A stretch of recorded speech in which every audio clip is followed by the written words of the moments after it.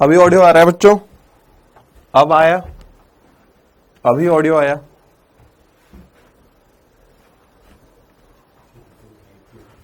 अभी आया कि नहीं? अभी आया? आ गया? ठीक है, स्टार्ट करते हैं। चलो ठीक ठीक है, ठीक है, स्टार्ट करते हैं। Radhe Radhe, good morning. ठीक है, देखो जब तक सब लोग ज्वाइन कर रहे हैं, अपने लोग जो कल मैंने पढ़ाया था एक और बता देता हूं। ठीक है, अपने पृष्ठ ऊर्जा के बारे में पढ़ रहे थे। ठीक है, अपने पृष्ठ ऊर्जा के बारे में पढ़ रहे थे। और मेरे को कोई फालतू कमेंट मत करना कि सर क्या पढ़ाओगे क्या नहीं, आगे कौन पढ़ाएगा। मैं पढ़ा रहा हूं, उसको सुनते रहो। सुनते पढ़ते टाइम सिर्फ इस पे ध्यान होना चाहिए, मैं बोल क्या रहा हूं, मैं पढ़ा क्या रहा हूं। कोई क्वेश्चन तुम्हारे माइंड में नहीं चलना चाहिए। ठीक है, कल की स्लाइड नहीं आई है, एक बार मैं इसको देख लूंगा। ठीक है, कल का जो नोट्स नहीं आया मैं उसको एक बार देख लूंगा। ठीक है, आज का पढ़ते हैं अपने लोग। कल अपने किसकी बात कर रहे थे, मैं बोल दूंगा, आ जाएगा आप लोगों के पास पीडीएफ। ठीक है, आज वाला स्टार्ट करते हैं। अपनों ने कल कहां पे एंड किया था? अपनों ने बोला था कि भाई पृष्ठ ऊर्जा की बात कर रहे थे। पृष्ठ ऊर्जा की डेफिनेशन क्या थी कि जो पृष्ठ के पास ऊर्जा होती है उसे पृष्ठ ऊर्जा बोलते हैं अपने लोग, है ना। दूसरी बात क्या पड़ी थी कि ये पृष्ठ ऊर्जा आई कहां से? तो बोला पृष्ठ को बनाने में जो कार्य किया गया उसी को अपने क्या बोलते हैं? पृष्ठ ऊर्जा। तो चाहे सवाल में पृष्ठ ऊर्जा पूछी जाए, चाहे उस सतह को बनाने में लगा कार्य पूछा जाए, हमें आंसर क्या करना है? पृष्ठ ऊर्जा ही करना है। अच्छा, पृष्ठ ऊर्जा का फॉर्मूला क्या था? उसका फॉर्मूला था पृष्ठ तनाव इंटू पृष्ठ क्षेत्रफल, यानी surface tension into surface area. उसमें भी हम सरफेस एरिया में हमने बातें सीखी थी कुछ नहीं। सरफेस एरिया में बोला था जितनी सरफेस होंगी उतना एरिया अपने को लेना है। जैसे पानी की बूंद होगी या किसी द्रव की बूंद होगी, तो बूंद की सतह सिर्फ एक होती है तो सरफेस एरिया सिर्फ 4πr² आएगा, है ना। ऐसे ही जब बात की थी कि साबुन के बुलबुले की, तो साबुन के बुलबुले में क्या बोला अपनों ने कि साबुन के बुलबुले में दो सतह होती हैं, एक तो अंदर वाली एक बाहर वाली। तो वहां पे अगर अपने को सरफेस एरिया लिखना पाए तो क्या लिखेंगे? 4πr² इंटू 2 लिखेंगे, यानी 8πr² लिखेंगे। ऐसे ही कभी फिल्म नाम आ जाए या झिल्ली, कि द्रव की झिल्ली है या एक द्रव की फिल्म है, तो फिल्म एक इस तरह से पतला सा पेपर समझो, उसके दोनों साइड से एयर का कांटेक्ट होगा, तो वहां भी कितनी सतह लेनी है अपने को? 2 सतह लेनी है। ठीक है ना, इतना क्लियर है।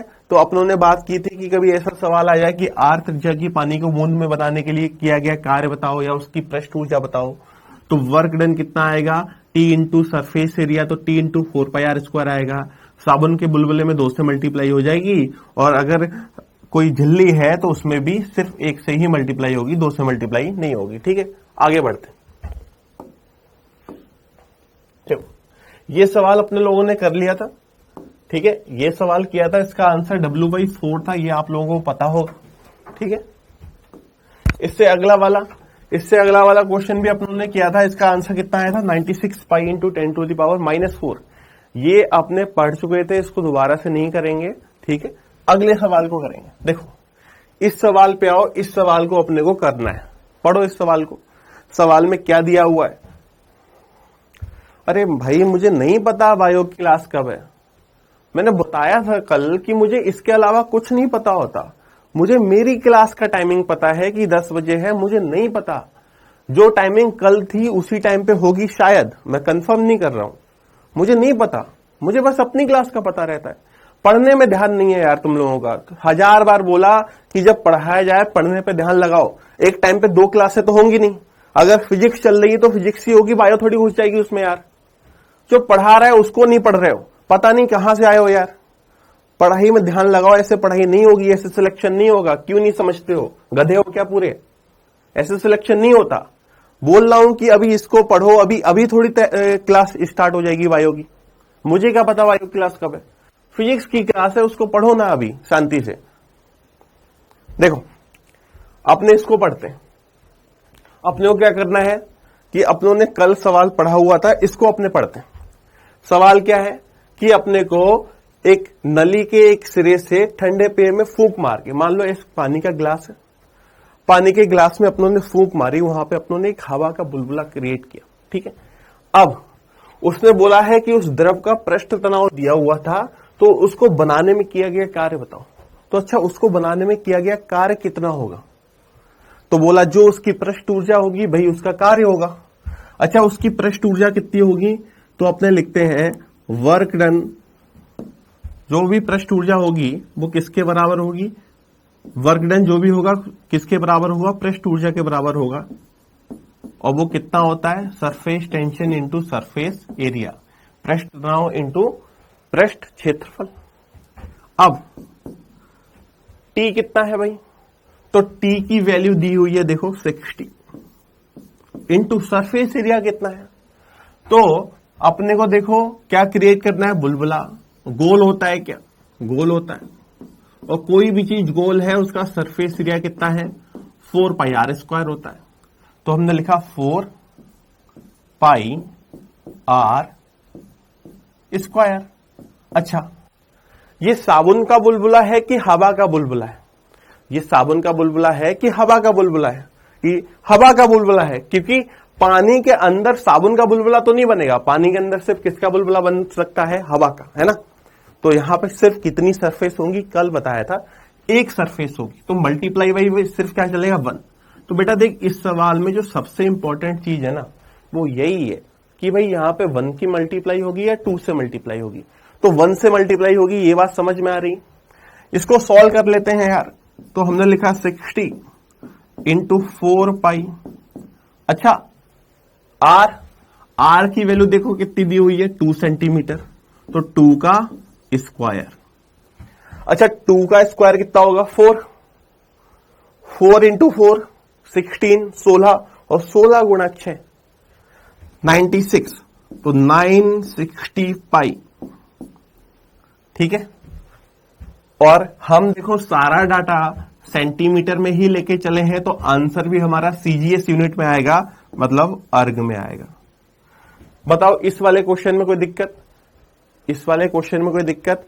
अर्ग में पूछा था बेटा, कोई मल्टीप्लाई करने की जरूरत नहीं है, अर्ग में ही पूछा है, सीजीएस यूनिट में ही पूछा है, तो बदलने की जरूरत नहीं है। जूल में बोलता तब हम थोड़ा परेशान होते, पर अभी ऐसा करने की जरूरत नहीं है ना। ये समझ में आया? इसमें कोई परेशानी यार, है ना। आगे बढ़े। तो इस तरह के देखो सवाल आते रहते हैं कि भाई साबुन के बुलबुले को बनाने में कितना कार्य लगा, पानी की बूंद को बनाने में कितना कार्य लगा। जो सवाल तुम्हें परेशान कर सकता है वो कौन सा वाला हो सकता है? हवा वाला, क्योंकि बुलबुला सुनते ही बच्चे किससे मल्टीप्लाई करते हैं? 2 से। तो अपने को वो ध्यान रखना है कि हवा का बुलबुला है तो 2 से मल्टीप्लाई नहीं होगी, हवा का बुलबुला है तो 2 से मल्टीप्लाई नहीं होगी। ठीक है। अब इसके और सवाल क्या आ सकते हैं उस पर चलते हैं। ठीक है, ये तो हो गए यहां तक। देखो अगला जो यहां से सवाल आ सकता है वो क्या आ सकता है? अगला सवाल जो आ सकता है वो इस तरह का आ सकता है कि पहले से ही सरफेस बनी हुई थी, कि मान लो एक सरफेस है, मान लो अभी बस हम समझ रहे हैं कि एक सरफेस है, इसका एरिया कितना है? एआई है, इनिशियल एआई एरिया है। इस एआई एरिया से बढ़ा के मुझे इसका एरिया कितना करना है? एएफ, मतलब ये हो गया ए इनिशियल यानी प्रारंभिक एरिया, ये हो गया ए फाइनल यानी अंतिम एरिया। और मुझसे पूछा गया है कि इसमें वर्क डन कितना लगा। क्या पूछा गया है? इसमें वर्क डन कितना लगा। तो देखो अभी तक सवाल सिंपल चल रहे थे, सीधे हम फॉर्मूला लगा दे रहे थे, आंसर आ जा रहा था। वही सवाल है, बस हमसे पूछा गया है कि अगर पहले से ही कुछ एरिया दिया हुआ था, इसको बढ़ा के मुझे इतना करना है, तो इस प्रोसेस में कितना वर्क लगा, है ना। तो मैंने बोला क्या था कि वर्क डन जो होगा वो किसके बराबर होता है? सरफेस एनर्जी के बराबर। तो यहां से यहां पहुंचने में उसकी पृष्ठ ऊर्जा में जितना अंतर, जितना परिवर्तन आया होगा वही कार्य के बराबर होगा। तो बोला कितना कार्य लगा? तो बोला जो भी कार्य होगा वो उसकी सरफेस ऊर्जा में परिवर्तन के बराबर होगा। कितना कार्य लगेगा होगा?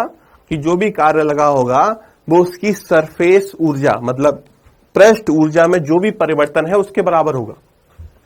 अच्छा, पृष्ठ ऊर्जा में परिवर्तन मतलब फाइनल पृष्ठ ऊर्जा माइनस इनिशियल पृष्ठ ऊर्जा। फाइनल को क्या लिखोगे? T into A final. Initial को क्या लिखोगे? T इंटू ए इनिशियल। भाई ये तो फॉर्मूला ही है, T कॉमन ले लेंगे, ये हो जाएगा A final minus A initial. या इसको और क्या लिख सकते हो, टी इंटू डेल्टा ए। तो जो भी हमसे पूछा जाए उसका आंसर अपने लोग कर सकते हैं क्या? क्या आंसर कर सकते हैं? अगर अपने पास सवाल आ गया कि कोई चीज पहले से कोई सरफेस है, उसका इनिशियल एरिया दिया हुआ है, बोला कोई हमारे पास साबुन का बुलबुला है, उसका इनिशियल जो त्रिज्या है वो 5 सेंटीमीटर है, 5 सेंटीमीटर से इसकी त्रिज्या बढ़ा के 10 सेंटीमीटर करनी है, तो बताओ कितना कार्य करना पड़ेगा। तो हम इस तरह का फॉर्मूला लगा के आंसर निकाल सकते हैं क्या? अभी तक सिर्फ वर्क डन निकाल रहे थे तो टी इंटू ए कर रहे थे, अब क्या करना पड़ेगा, T into A final minus A initial. और तुम्हें पता है फाइनल माइनस इनिशियल को क्या लिख सकते हो, डेल्टा। क्या लिख सकते हो, डेल्टा। तो दोनों ही फॉर्मूले बोलना सही है, कोई गलती वाली बात नहीं है। या तो बोल दो टी इंटू डेल्टा ए, कोई दिक्कत वाली बात नहीं है, या बोल दो सीधे T into A final minus A initial, दोनों चल जाएंगे। अगर डेल्टा ए सीधे दिखे तो डेल्टा ए लगा दो, और ए फाइनल ए इनिशियल अलग अलग दिखे तो अलग अलग लगा दो, कोई दिक्कत यहां तक। क्या ये सवाल हो सकता है या नहीं हो पाएगा? ऐसा सवाल आ जाए तो कर सकते हैं क्या? कर सकते हैं, क्यों नहीं कर सकते, आसान है। देखो ये बड़ा एक थ्योरी का सवाल लिया मैंने, बड़ा सिंपल सा सवाल है। उसने अपनों से क्या पूछा है कि देखो कि द्रव पृष्ठ का तनाव टी दिया हुआ है, इसको छोड़ो। उसने बोला हमें इसका क्षेत्रफल कितने से बढ़ाना है, हमें इसका क्षेत्रफल कितने से बढ़ाना है। बोला जो इसका क्षेत्रफल है वो ए से बढ़ा दो, इसका क्षेत्रफल किससे बढ़ा दो, ए से बढ़ा दो। तो क्षेत्रफल को कितने अमाउंट से बढ़ाना है, ए से बढ़ाना है, यानी कि जो परिवर्तन करना है, यानी कि जो परिवर्तन करना है वो कितने का करना है, ए का। ए से बढ़ाना है, ए करना, ए है नहीं, ध्यान से देखना, ए है नहीं, ए से बढ़ाना है, ए से बढ़ाना है, ठीक है। अब देखो ए से अगर बढ़ाना है तो क्या करना पड़ेगा, अपने पास वर्क डन या पृष्ठ ऊर्जा में जो फॉर्मूला होता है कि भाई जो भी अगर वर्क डन पूछता या पृष्ठ ऊर्जा में परिवर्तन पूछता वो किसके बराबर होता, टी इंटू डेल्टा ए के बराबर होता। और यहां डेल्टा ए किसके बराबर है, ए के बराबर है। तो हमारा कौन सा आंसर सही होगा, ए टी आंसर सही होगा। इसमें कोई परेशानी बच्चों, कोई भी परेशानी इसमें इस तरह के सवाल में। देखो सवाल और आगे बढ़ेंगे, लेवल बढ़ेगा, तो यहां तक कोई परेशानी नहीं होनी चाहिए यार, है ना। ये बड़ा सिंपल सवाल है, इसमें कोई परेशानी नहीं होनी चाहिए, सवाल बहुत आसान है, हो जाना चाहिए था, हो जाएगा, ठीक।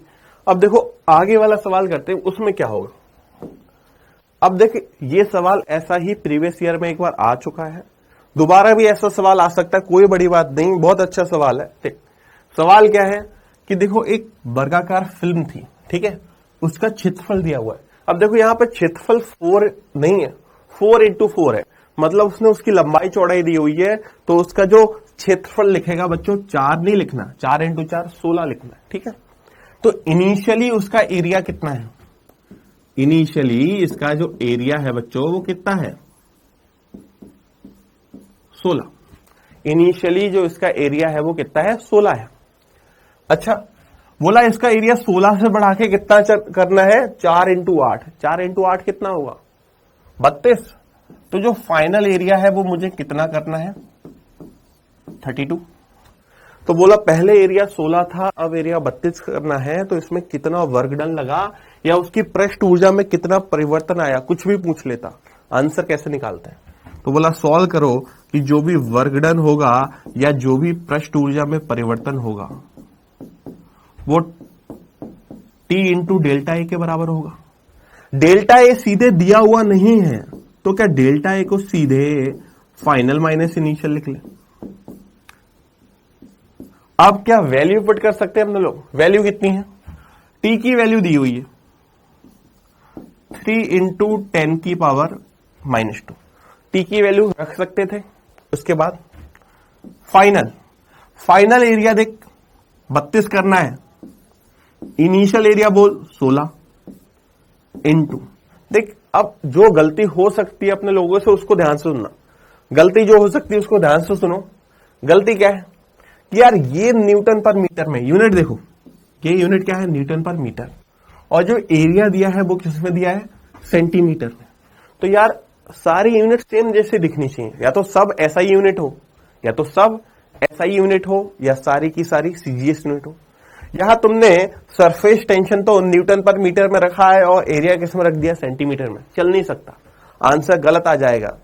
तो अपने को क्या करना है, अपने को इस सेंटीमीटर को मीटर में बदलना है, सेंटीमीटर को मीटर में बदलना है। कैसे बदलते हैं, 10 की पावर -4। ये 10 की पावर -4 क्यों आया, ये समझ में आ रहा है क्या? ये 10 की पावर -4 क्यों आया, ये समझ में आ रहा है क्या?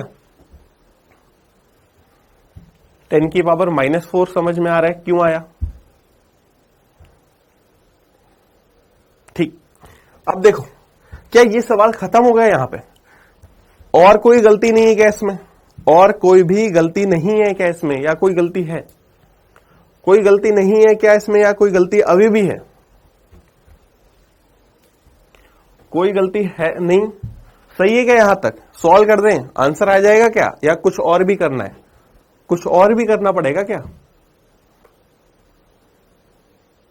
कुछ और भी करना पड़ेगा? हाँ, करना पड़ेगा, क्योंकि फिल्म वर्ड है। फिल्म या झिल्ली लिख के आ जाए, फिल्म या झिल्ली लिख के आ जाए तो 2 से मल्टीप्लाई करनी पड़ेगी। अब अपना जो आंसर आएगा बेटा, अब सही आएगा। हाँ बढ़िया, अब जो आंसर आएगा वो सही आएगा। कोई नहीं, गलत हो गया उसमें कोई परेशानी नहीं है, गलती से कभी नहीं परेशानी है। हाँ, आज गलत हुआ, आगे कभी नहीं गलत होना चाहिए। आज गलती से कोई परेशानी नहीं है बेटा, पर आगे गलती नहीं होनी चाहिए। हमेशा ध्यान रख, फिल्म या साबुन का बुलबुला है तो 2 से मल्टीप्लाई होगी।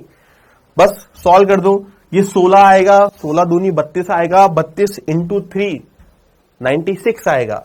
तो 96, और ये 10 की पावर -2 है, ये -4 है, -2 -4 कितना हो जाएगा, 10 की पावर -6। और सारी एसआई यूनिट है तो आंसर किस में आएगा, जूल में। बताओ ये सही है क्या? अब बताओ, वो 24 किसका आ रहा था यार? 24 आने का कोई सवाल ही नहीं होता। कैसे 24 आ रहा था? कुछ तो गलती कर रहे थे ना तुम लोग। तो जो गलती कर रहे थे उनको बस ये नहीं कि आंसर गलत हो गया तो परेशान नहीं होना यार, वो बस इतना देखो कि तुमने क्या गलती की। वो गलती जो भी की उसको आज दिमाग में बैठा लो, नोट कर लो कि ये गलती दोबारा नहीं करेंगे। बस नहीं होगी गलती, उससे 2 बार पढ़ लो, सुबह शाम, हो जाएगा सही, है ना? आगे बढ़े, आगे बढ़े क्या यार अपने लोग?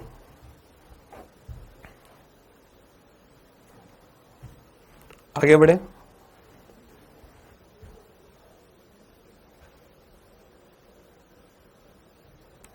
ठीक,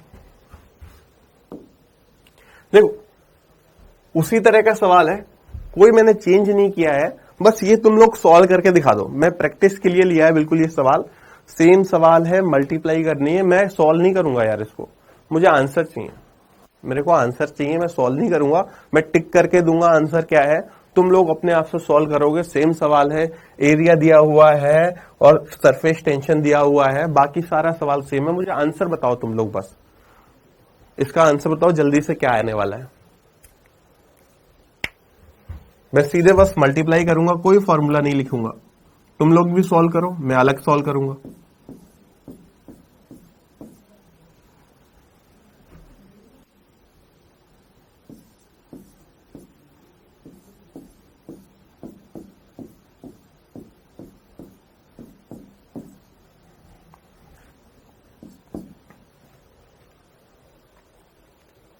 नहीं, ये थोड़ा अलग सवाल है, ये थोड़ा क्वेश्चन दूसरा है, अलग है। देखो इस सवाल को देखते हैं। देखो ये सवाल जो है वो अपना नीट में आया हुआ है, ये वाला जो क्वेश्चन है वो अपना नीट में आया हुआ है। इसमें है क्या, ये उसका बस उल्टा सवाल है। देखो अभी जो सवाल किया था उस सवाल पे क्या था, सरफेस टेंशन दिया हुआ था और अपनों से वर्क डन पूछा था। ये जो क्वेश्चन है, इस क्वेश्चन में क्या है कि वर्क डन तो दिया है और सरफेस टेंशन पूछ लिया। तो देखो वही बात हो गई कि एक्स दिया था, वाई पूछा था, अब वाई देके एक्स पूछ लिया, पर फॉर्मूला तो वही लगेगा ना। फॉर्मूला क्या था कि भाई जो भी वर्क डन होता है वो चेंज इन सरफेस एनर्जी के इक्वल होता है, और जो चेंज इन सरफेस एनर्जी होती है वो surface tension into change in area के इक्वल होती है। ये लगाया था ना, यही लगा था, ये लगेगा अभी भी। वर्क डन इस बार दिया है, कितना दिया है, 3 इंटू 10 की पावर -4। सरफेस टेंशन निकालना है, उसे टी रहने दो। Final area 5 into 4 20, initial area 4 into 2 8। बताओ कोई दिक्कत है अभी? या अभी और कुछ भी मल्टीप्लाई करेंगे, और कुछ भी मल्टीप्लाई करेंगे? हाँ करना पड़ेगा, क्योंकि बेटा ये देख सेंटीमीटर में है और वर्ग जूल में दिया है। एक यूनिट एसआई है, एक यूनिट सीजीएस है, काम नहीं चल पाएगा, दोनों को सेम बनाना पड़ेगा। कैसे बनाएंगे?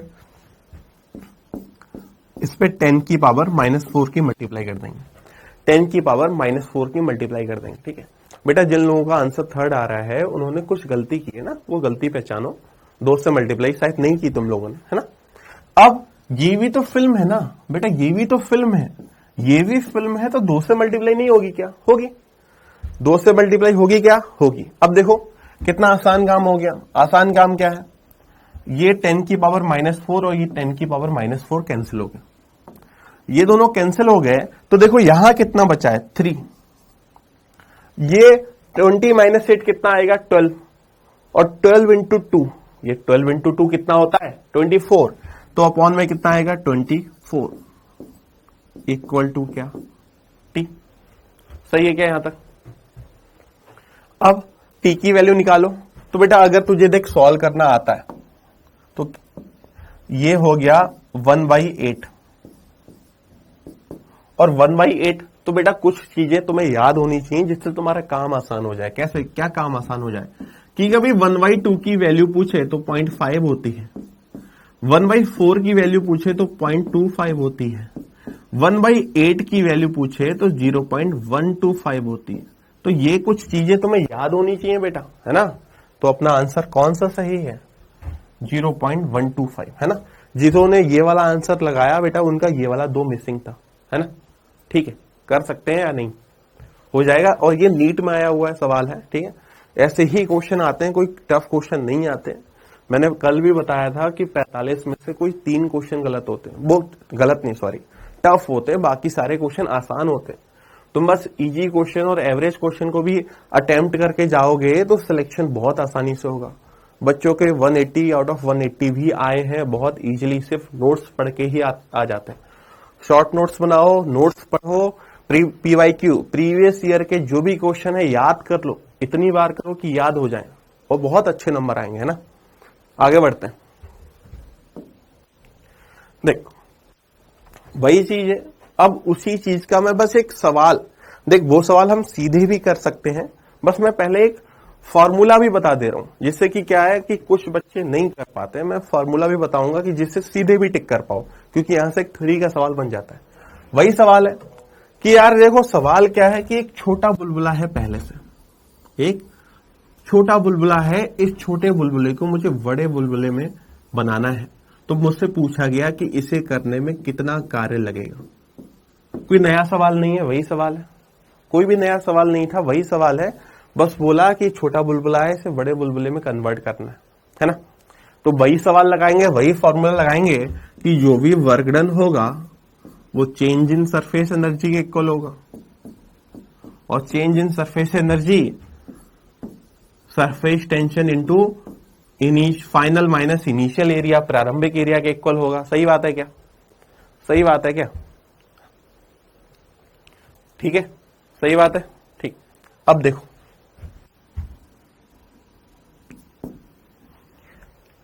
यहां पे ये टी को तो टी छोड़ दो, अगर मान लो मैंने तुमसे बोल दिया बेटा कि इसकी जो इनिशियल रेडियस थी वो r1 थी और जो फाइनल रेडियस करनी है वो r2 करनी है, तो क्या करोगे? तो बोलोगे कि फाइनल एरिया जो होगा वो हो जाएगा 4πr2² और इनिशियल हो जाएगा 4πr1², है ना। अब पर ये साबुन का बुलबुला है, छोटे बुलबुले से बड़ा बुलबुला बनाना है, यहां लिख लो कि साबुन का बुलबुला है, तो भाई किससे मल्टीप्लाई करनी पड़ेगी? एक 2 से मल्टीप्लाई करनी पड़ेगी, क्योंकि कितनी सरफेस होंगी? 2, तो सरफेस एरिया एक अंदर वाला एक बाहर वाला। यहां से अगर देख ये 4π कॉमन ले लें, 4π कॉमन हो जाएगा, 2 से मल्टीप्लाई हो गए 8 आएगा, तो 8πt r2² माइनस r1²। तो जो वर्क डन लगा उसका देख सीधा फॉर्मूला क्या है? 8πt r2² minus r1²। अब ये मैंने बताया क्यों, मैं नहीं भी बताता तो सवाल हो जाता, क्योंकि तुम्हें ये मेथड पता ही ये वाला है ना। मैंने इसलिए बताया क्योंकि कभी कभी सीधा थ्योरी का सवाल आ जाता, सीधे सवाल आएगा कि एक साबुन का बुलबुला है जिसकी रेडियस, जिसकी त्रिज्या R1 है, मुझे इसकी त्रिज्या R1 से R2 करनी है, तो बताओ इस प्रोसेस में कितना कार्य लगा। तो अपने सीधा आंसर टिक कर सकते हैं क्या, 8 pi T R2 square minus R1 square, कितना 8 pi T R2 square minus R1 square. अब जब इस पे न्यूमेरिकल कराऊंगा तो या तो देखो तुम सीधे यहां से चालू करो, ये यहां से चालू करो, आंसर आएगा, कोई दिक्कत वाली बात नहीं है। या अगर तुम्हें सीधे फॉर्मूला याद है तो सीधा लगा दो, क्या 8 pi T R2 square minus R1 square. कैसे,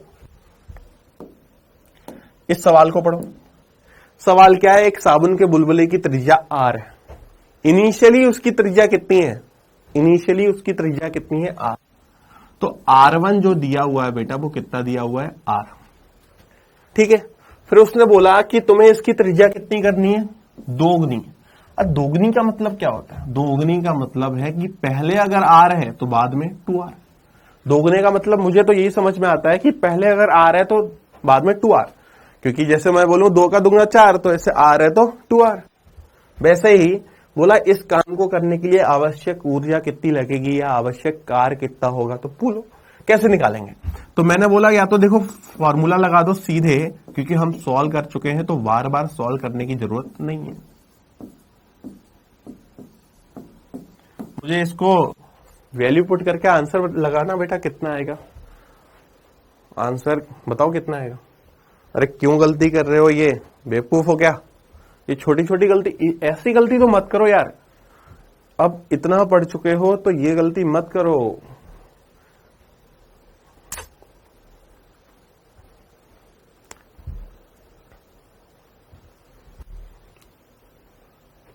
जिन बच्चों का ए आ रहा है वो ठीक है बच्चों, थोड़ा तो दिमाग लगाओ, क्या कर रहे हो तुम लोग यार। देखो ये 8 पाई टी, ये बेटा इसका भी तो स्क्वायर करेगा ना, 2R, 2R का स्क्वायर है, ये इस पूरे का स्क्वायर होगा ना, कितना होगा 4R स्क्वायर आएगा, ये R स्क्वायर आएगा, 4 माइनस 1 3 आएगा, 3 इंटू 8 24 आएगा। कौन सा सही है, ये सही है। जो 16 कर रहे थे वो क्या कर रहे थे, वो यहां पर 2 लेके चल रहे थे, क्या कर 2 माइनस 1 कैसे गया, ये सब क्या पता नहीं, मेरे को भी नहीं समझ आ रहा है तुम लोग क्या कर रहे थे। ऐसा मत करो, ये गलतियां मत करो यार। हो जाएगा इतना, आगे बढ़े क्या बताओ, इतना हो गया तो आगे बढ़े, आगे का सवाल करें अपने लोग। आगे जो टॉपिक है वो भी अच्छा टॉपिक है, उससे एक बार AIPMT जब होता था पहले, वहां पे सवाल आया हुआ है, काफी टाइम से वहां से सवाल नहीं आया, पर वहां से पहले सवाल आ चुका है तो दोबारा भी आ सकता है। आसान टॉपिक है, इसी से रिलेटेड है थोड़ा सा। बढ़े आगे।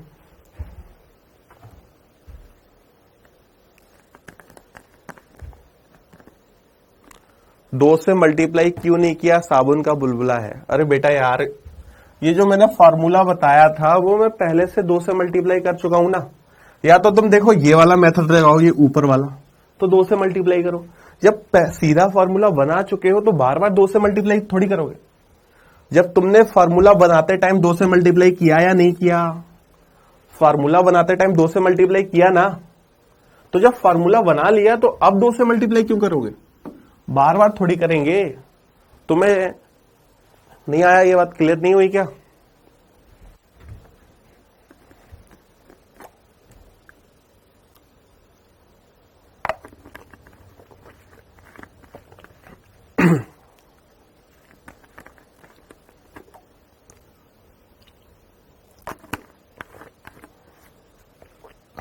देखो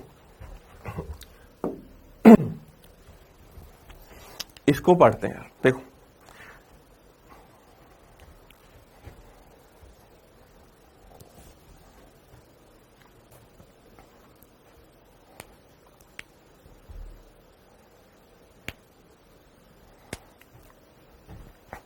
अब देखो यहां से सवाल एक ही बार आ चुका है, पहले आया था थ्योरी का क्वेश्चन आया था।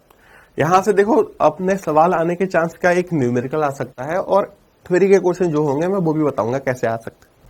सवाल क्या होता है कि एक बड़ी बूंद को छोटी बूंदों में तोड़ना है, कि एक बड़ी बूंद को छोटी बूंदों में तोड़ोगे तो इस प्रोसेस में कितना कार्य लगेगा या कितनी ऊर्जा रिलीज होगी या वो मुक्त होगी, हिंदी में बोले तो कितनी ऊर्जा मुक्त होगी या कितनी ऊर्जा अवशोषित होगी। इस तरह के सवाल आते हैं। कार्य पूछा जा सकता है, ऊर्जा में परिवर्तन पूछा जा सकता है। अब दोनों चीजों को सॉल्व करना है तो देखो जो अपने पास फॉर्मूला है, मैं वो फॉर्मूला लिख के दिखा रहा हूं कि जो फॉर्मूला था कि भाई वर्क डन पूछा जाए या चेंज इन सरफेस एनर्जी पूछा जाए, पृष्ठ ऊर्जा में परिवर्तन पूछा जाए, तो फॉर्मूला ये लगाते, यही फॉर्मूला लगाते आ रहे ना कि भाई फॉर्मूला तो ये लगेगा। अब ये फॉर्मूला लगाते टाइम अपने को देखो दो चीजों का पता होना चाहिए। एक तो टी की वैल्यू पता होनी चाहिए, जो कि टी मान लेते हैं अपने लोग, पर ये इनिशियल एरिया और फाइनल एरिया, प्रारंभिक एरिया और अंतिम एरिया पता होना चाहिए था। अब ये कैसे पता चलेगा?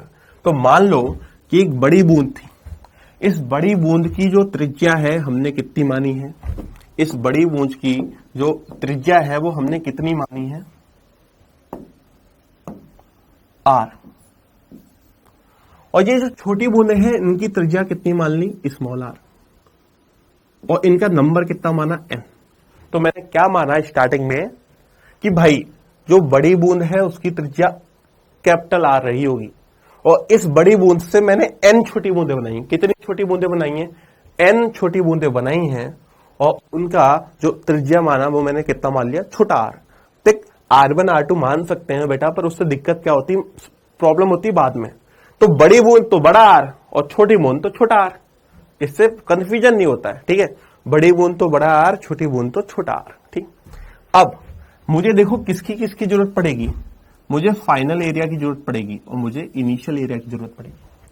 फाइनल एरिया और इनिशियल एरिया का जरूरत इसलिए पड़ेगी, तो मैंने क्या बोला, मैंने बोला कि जो इनिशियल एरिया है या वो सॉरी यहां पे जो अपना फाइनल एरिया है,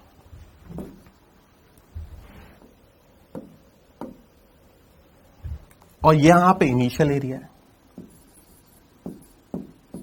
तो इनिशियल एरिया कितना, तो बोला कि एक ही बड़ी बूंद है तो 4πr²। बोला फाइनल एरिया कितना, तो फाइनल एरिया मतलब एक छोटी बूंद का एरिया लिखूं तो एक छोटी बूंद का एरिया कितना होगा, 4πr²। और ऐसी कितनी छोटी बूंदें हैं, n, तो मल्टीप्लाई बाई क्या हो जाएगा, n। बताओ ये लिखने में कोई दिक्कत, ये लिखने में कोई दिक्कत कि बड़ी बूंद का एरिया 4π कैपिटल बड़ा r², छोटी बूंद का एरिया 4π छोटा r², पर कितनी है, n है, तो n से मल्टीप्लाई हो गई, है ना। तो अपने को इनिशियल एरिया और फाइनल एरिया की वैल्यू मिल गई। अब ये वैल्यू अपने उसमें पुट करेंगे, अपना फॉर्मूला आ जाएगा, ठीक है। ये वैल्यू अपने उसमें पुट करेंगे, अपना फॉर्मूला आ जाएगा।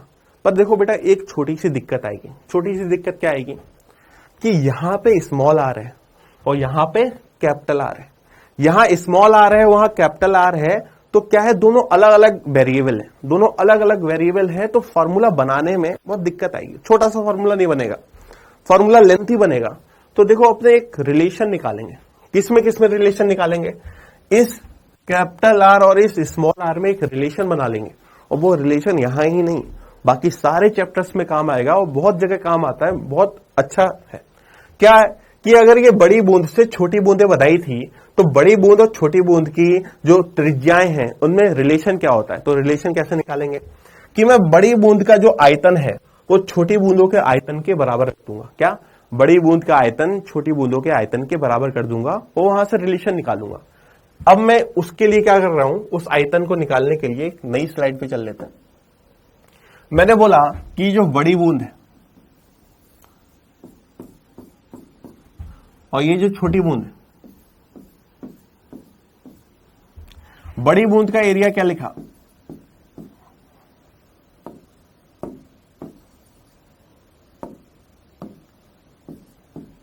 मैंने आगे ये सारे फॉर्मूले लिखे हुए हैं, परेशान मत हो। देखो मैंने आगे ये सारे फॉर्मूले लिखे हुए हैं, तो लिखने पे अभी ध्यान नहीं होना चाहिए, मैं समझा रहा हूं, अभी सारा ध्यान समझने पे होना चाहिए। सारे फॉर्मूले लिखे हुए हैं तो मैं मिल जाएंगे, तो परेशान मत होना, ठीक है। पहले समझ लो, लिखना मत, कुछ भी मत लिखना, बस सारा ध्यान यहां होना चाहिए। मैंने इसका एरिया लिखा 4 पाई आर स्क्वायर, ये लिखना बता चुका हूं। मैंने इसका एरिया लिखा n into 4 pi small r square. मुझे इन दोनों में रिलेशन निकालना है, तो मैंने क्या किया, मैंने बोला कि इसका जो एरिया होगा इस बड़ी बूंद का बड़ी बूंद का जो आयतन होगा वो छोटी बूंदों के आयतन के बराबर होगा। भाई जितना पानी होगा बाद में पानी तो उतना ही रहेगा ना, चाहे तुम बड़ी से छोटी बना दो आयतन तो उतना ही रहेगा ना। तो मैंने इसका एरिया लिखा 4/3 पाई कैपिटल आर क्यूब, एक छोटी बूंद का लिखा 4/3 pi small r cube, into में n लगा दिया। सॉल्व कर लेते हैं। 4/3 पाई कैंसिल हो गया, टाइम खराब नहीं करेंगे, ये इधर आ जाएगा, तो यहां से n बराबर क्या आ जाएगा, r cube upon small r cube. अगर इसको सॉल्व करना चाहें तो लिख सकते हैं capital r upon small r equal to n की power 1/3। Capital r upon small r equal to n की पावर 1/3। ये रिलेशन याद हुआ क्या, ये याद करना है। ऐसे याद कर ले कि कभी एक बड़ी बूंद से छोटी बूंदें बनाई जाएं तो उस बड़ी बूंद और छोटी बूंदों के त्रिज्याओं का अनुपात किसके बराबर होता है, n की पावर 1/3 के इक्वल होता है ना। ये रिलेशन याद कर लो, बहुत काम आएगा। अब इसको अपने यूज करते हैं, इसको अपने यूज करेंगे यहां पे जो स्मॉल आर है मैं इसे कैपिटल आर से रिप्लेस करूंगा। तो इस स्मॉल आर को कैपिटल आर से रिप्लेस कैसे करेंगे, तो मैंने स्मॉल आर इक्वल टू क्या निकाला, आर अपॉन n की पावर 1/3। देखो ये स्मॉल आर इधर जाएगा और ये n की पावर 1/3 नीचे आ जाएगा। तो यहां हमने लिखा 4 पाई r अपॉन n की पावर 1/3 इंटू n, और साथ में क्या लगेगा, स्क्वायर। मुझे बताओ यहां तक सही चल रहा है या भूल गए कि क्या बता दिया। यहां तक सही है, इसमें कोई परेशानी तो नहीं है अभी तक। ये जो मैंने वैल्यू पुट की है इसमें कोई परेशानी तो नहीं आई।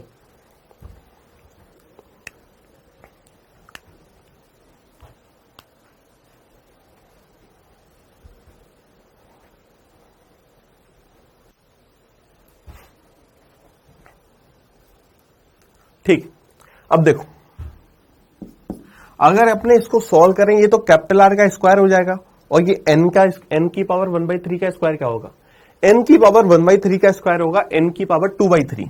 तो देखो 4 पाई आर स्क्वायर वैसा ही रहने दो। ये n के ऊपर n की पावर 1 है और नीचे n की पावर कितनी हो जाएगी, 2/3। नीचे n की पावर कितनी हो जाएगी, 2/3। 2/3 कहां से आया, n की पावर 1/3 का स्क्वायर क्या होगा, n की पावर 2/3। ठीक है,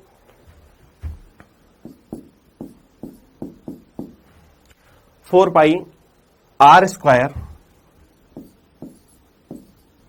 इंटू, अच्छा बेटा ऊपर 1 है नीचे 2/3 है, तो 1 माइनस 2/3 जो नीचे की पावर ऊपर जाएगी तो कैसे लिखेंगे, तो 1 में से 2/3 माइनस हो जाएगी।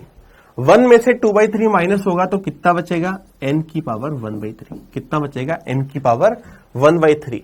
तो यहां से अपने लोग क्या बोल सकते हैं, यहां से अपने लोग एक फाइनल बात ये बोल सकते हैं कि जो ये वाला एरिया है ये तो 4 पाई आर स्क्वायर है, और जो ये वाला एरिया है ये है n की power 1/3 into 4 pi r square. ये दोनों चीजें बोली जा सकती हैं।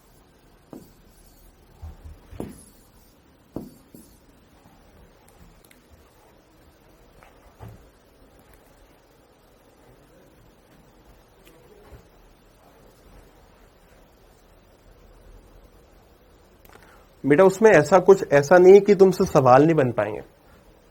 यहां पे बस मैंने वैल्यू पुट की है, वैल्यू पुट करने के बाद जो काम की चीज है वो मैंने निकाल के बताई है। ये अपने को बस पता होना चाहिए कि मैं कभी पूछूं तुमसे कि जो बड़ी बूंद का एरिया था यानी वो कितना था, 4 पाई आर स्क्वायर, मैं कभी तुमसे पूछूं छोटी बूंदों का एरिया, कभी इनिशियल और फाइनल से याद मत रखो। इनिशियल और फाइनल से याद रखोगे तो मैं बहुत सारे फॉर्मूले याद करने पड़ जाएंगे। मैं जो बोल रहा हूं उस तरह से याद रखना कि मैं पूछूं बड़ी बूंद का एरिया, बड़ी बूंद का एरिया तो बोलना 4 पाई आर स्क्वायर, और मैं बोलूं छोटी बूंदों का एरिया तो छोटी बूंदों का एरिया बोलना n की पावर 1/3 4 पाई आर स्क्वायर। ठीक है, बड़ी बूंद का एरिया 4 पाई आर स्क्वायर, छोटी बूंद का एरिया n की पावर 1/3 4 पाई आर स्क्वायर। यहां तक कोई परेशानी, ये याद रह सकता है क्या? बड़ी बूंद छोटी बूंदों का एरिया क्षेत्रफल याद रह सकता है क्या?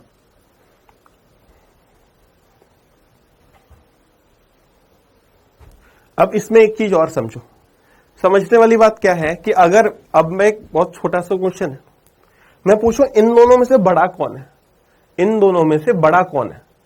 ये छोटी बूंदों का एरिया ज्यादा है कि बड़ी बूंद का एरिया ज्यादा है? ये आगे काम आएगा, तो अभी पूछ लेता हूं कि बड़ी बूंदों का एरिया ज्यादा है कि छोटी बूंदों का एरिया ज्यादा है? कौन सा एरिया ज्यादा है?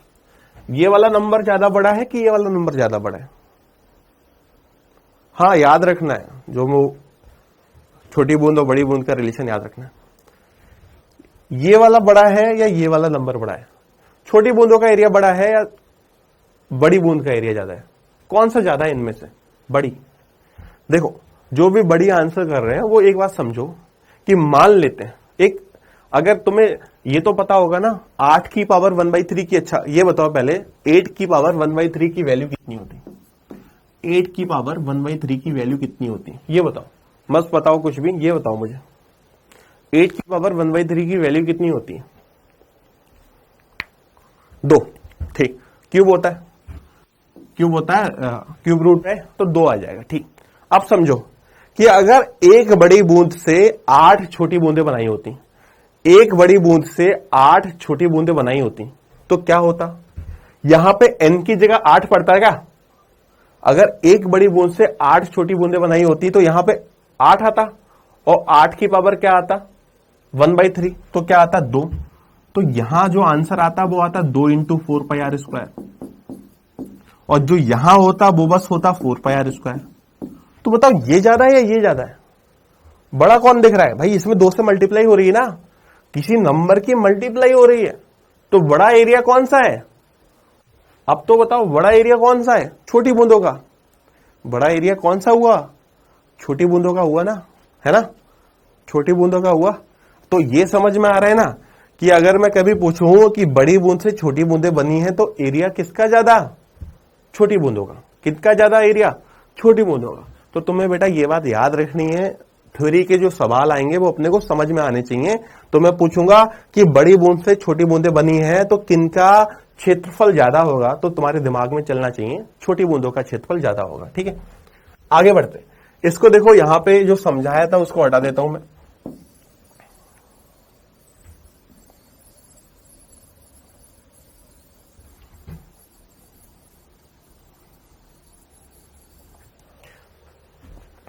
यहां तक सही है सब। अब देखो अपने इस वाले फॉर्मूले पे लौट आते हैं। हमें जो चीजें चाहिए थी काम सी वो हमें मिल चुकी हैं, हम इस फॉर्मूले पे लौट के आते हैं और अपने ये फॉर्मूला लगा देते हैं कि जो वर्क डन पूछा जाएगा या जो ऊर्जा में परिवर्तन पूछा जाएगा वो इन चीजों को होगा। बड़ी बूंद का एरिया वो A final minus A initial. Finally छोटी बूंदें थी और ये बड़ी बूंदें थी इनिशियल। तो यहां क्या लिखोगे? टी। छोटी बूंदों का एरिया n की पावर 1/3 × 4 पाई आर स्क्वायर। बड़ी बूंद का area 4 pi r square. Common ले लोगे, क्या कॉमन हो जाएगा? 4 पाई आर स्क्वायर। ब्रैकेट में क्या बचेगा?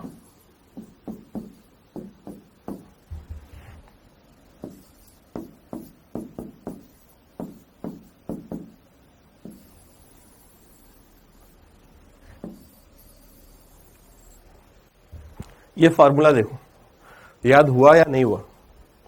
याद हुआ या नहीं? ये फॉर्मूला समझ में आया कैसे बनाया मैंने? अब देखो, पहले वाला चाहे भूल जाओ, पर बेटा ये मत भूलना, इससे न्यूमेरिकल बन जाता है ना। पहले वाला नहीं समझ में आया कोई दिक्कत नहीं, पर ये मत भूलना, इससे सवाल आएगा, बनाना पड़ेगा। सीधा बना सकते हो क्या? देखो हमने फॉर्मूला वही लगाया है, पर अब देखो पेपर में तुम्हारे पास इतना टाइम नहीं होगा कि तुम ये सब कर पाओ। तो पेपर में अपने को जो 30 सेकंड होते हैं बेटा वो भी बचाने होते हैं। जो वो 3 घंटे का पेपर है ना बेटा नीट का, वो 3 घंटे का पेपर 5 घंटे में कोई भी कर लेगा, बहुतों का सिलेक्शन हो जाएगा। पर उस 3 घंटे का क्वेश्चन पेपर 3 घंटे में ही करना है, तो अपने को छोटी छोटी बातें पता होनी चाहिए कि भाई इससे काम हो जाता है, पर अगर सीधा ये याद हो तो काम बहुत जल्दी हो जाएगा।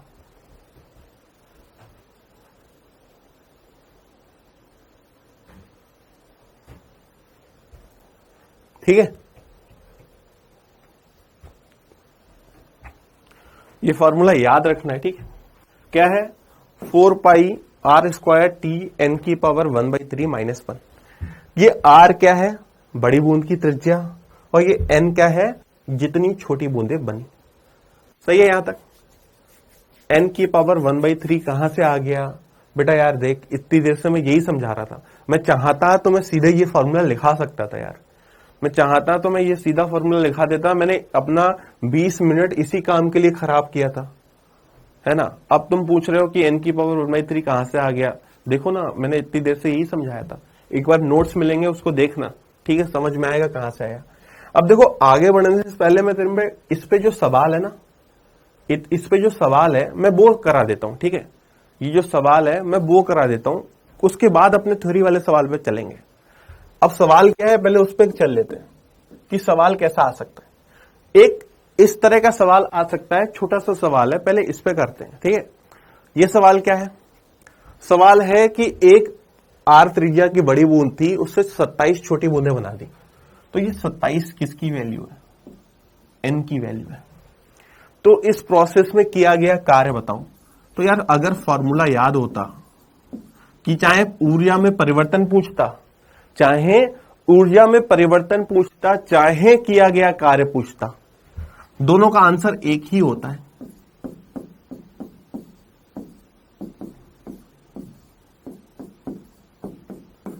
देखो, टी की वैल्यू टी है, आर की वैल्यू आर है, बदलने की जरूरत नहीं है।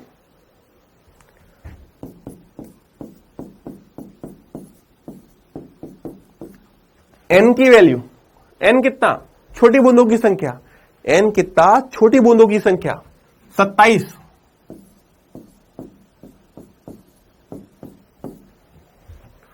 अब ये नंबर भी याद होना चाहिए। नहीं याद है तो देख, पढ़ लेते हैं।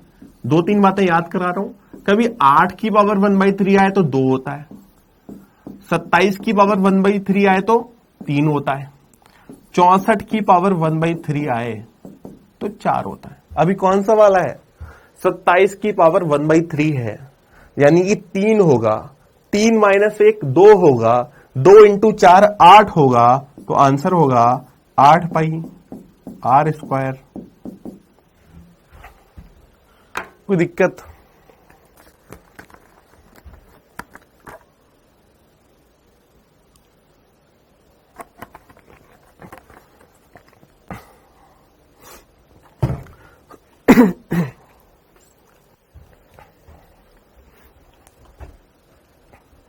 बढ़े आगे, बढ़े क्या आगे अपने लोग?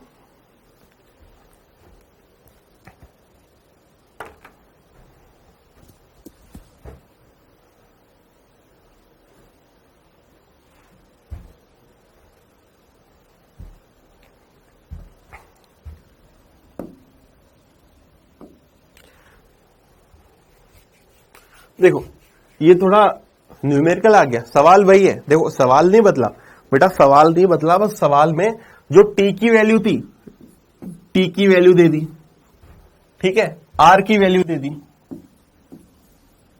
और ए एन की वैल्यू दे दी, ये वैल्यू दे दी, है ना। तो बस सवाल वही है, फॉर्मूला वही लगाना है, बस आंसर निकालना है। अब देखो, तुम लोग सॉल्व करो, पर मैं बता रहा हूं उन बातों का ध्यान रखना। मैं बता रहा हूं उन बातों का ध्यान रखना। ध्यान किस बात का रखना? ये देख बेटा, ये आर सेंटीमीटर में है, तो तू सेंटीमीटर से मीटर में बदल लेना। 10 की पावर -2 से मल्टीप्लाई जरूर कर लेना, है ना।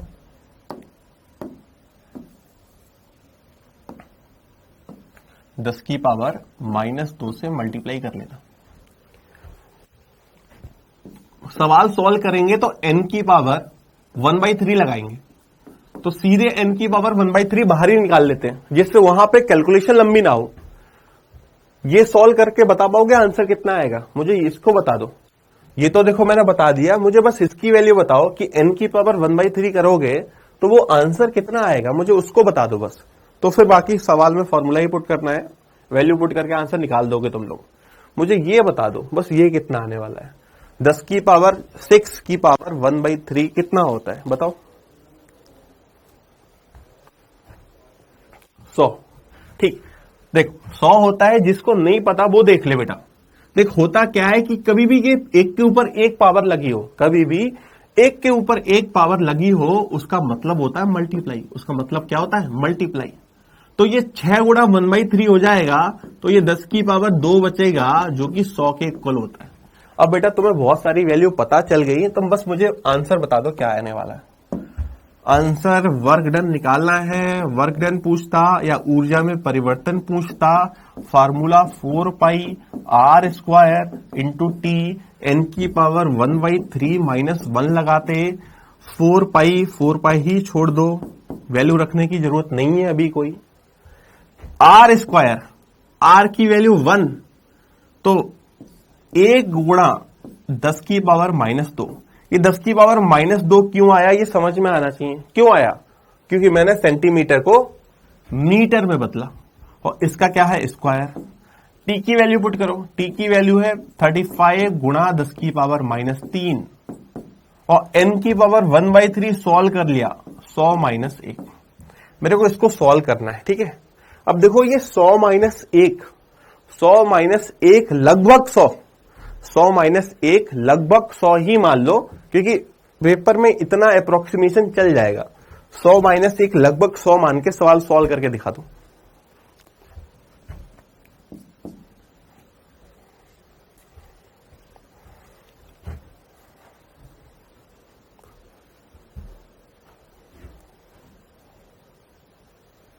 देखो ये 4 पाई है, ये 35 है, और ये 100 - 1 99 आएगा। 99 को 100 मान लेते हैं।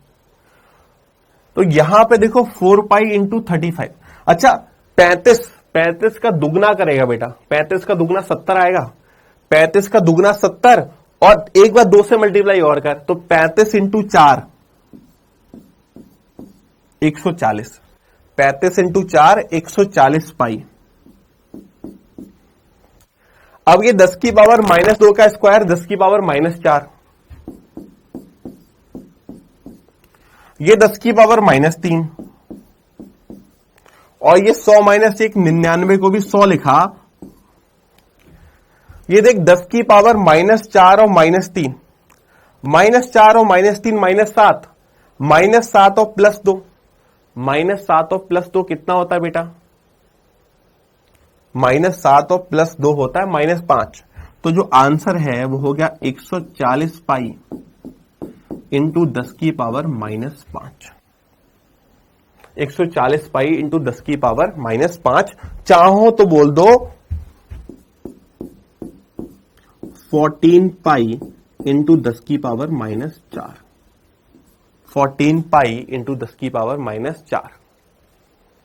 दोनों आंसर सही हैं, ये भी सही है, ये भी सही है। कोई परेशानी? कोई परेशानी बेटा? दोनों आंसर सही है, कोई परेशानी?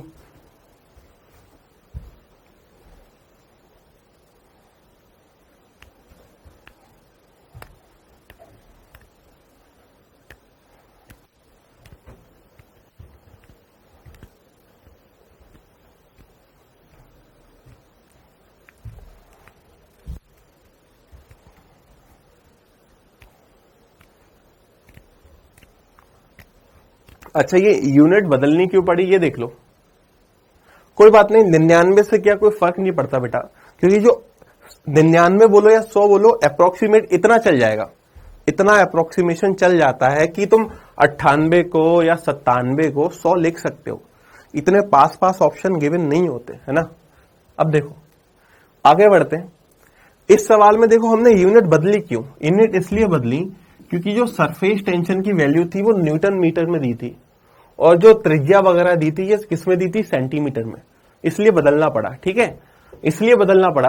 अगर सारा एक ही यूनिट में होता तो बदलने की जरूरत नहीं पड़ती। जैसे देख ये दूसरा वाला सवाल अभी नहीं बताना है, ये पहला वाला सवाल बताना है, इस पहले वाले सवाल को सॉल्व करना है।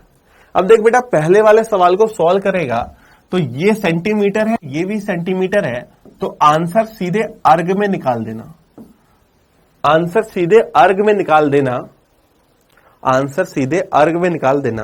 देख कैलकुलेशन बेटा मैं इजी वाला सवाल भी ले सकता था, पर मैंने कैलकुलेशन वाला अच्छा सवाल लिया, क्योंकि अब अगर कैलकुलेशन इजी का सवाल आएगा तो बना ही सकते हो। तो कैलकुलेशन थोड़ी बहुत ज्यादा हो सकती है, तो परेशान नहीं होना, वो भी ज्यादा नहीं है, पहली बार की है, स्टेप्स लिख के दिखाए हैं, वरना आधा सवाल तो मन में सॉल्व हो जाता। ये आंसर अर्ग में ही निकाल देना, इसको सॉल्व मत करना, दोनों पहले से ही सेंटीमीटर सेंटीमीटर में दिए हुए हैं, आंसर अर्ग में निकाल दो।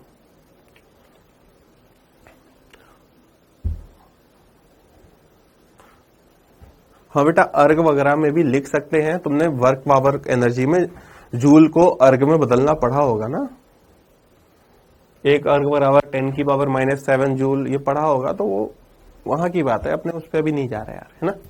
इसको निकालो, इस वाले को सॉल्व करना है।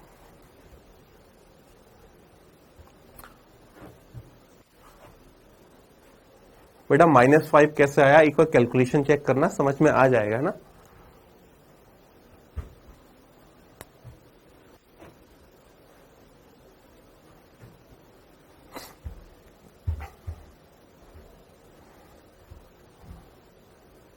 इसको सॉल्व करें क्या?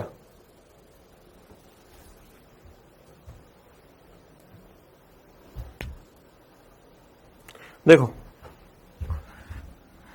जो वर्क होगा वही ऊर्जा में परिवर्तन होगा, और वही T इंटू डेल्टा ए, या हमने तो सीधा फॉर्मूला निकाल चुके हैं ना, अब तो ये सब लिखने की जरूरत भी नहीं, सीधा फॉर्मूला लगा दे रहा हूं मैं। क्या फॉर्मूला था? Work equal to 4 pi r square t n की पावर 1/3 -1। एन की वैल्यू 1000 दी हुई है, आर की वैल्यू 1 सेंटीमीटर दी हुई है, टी की वैल्यू 70 दी हुई है। 4 पाई आर की वैल्यू 1 का स्क्वायर कर दिया, टी की वैल्यू 70, एन की वैल्यू, अच्छा एन की वैल्यू 1000 की पावर 1/3। अच्छा बेटा 1000 की पावर 1/3, तो 1000 को 10 की पावर 3 लिख सकते हो, और 10 की पावर 3 की पावर 1/3 को कितना हो जाएगा? 10। तो ये सीधे 10 - 1 लिख लिया।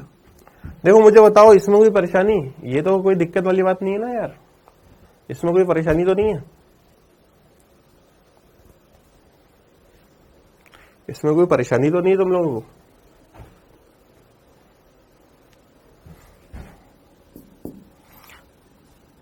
देखो ये हो गया 4 पाई,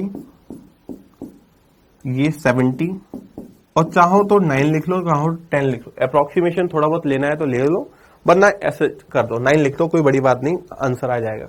इसको बस मल्टीप्लाई करना है यार, कर सकते हो क्या मल्टीप्लाई? इसको मल्टीप्लाई करना है,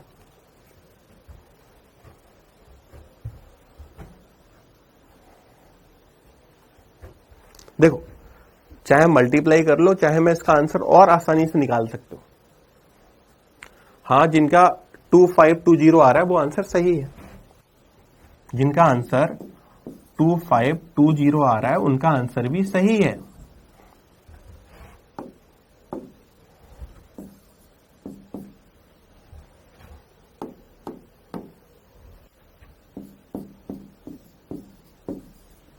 ये आंसर भी सही है।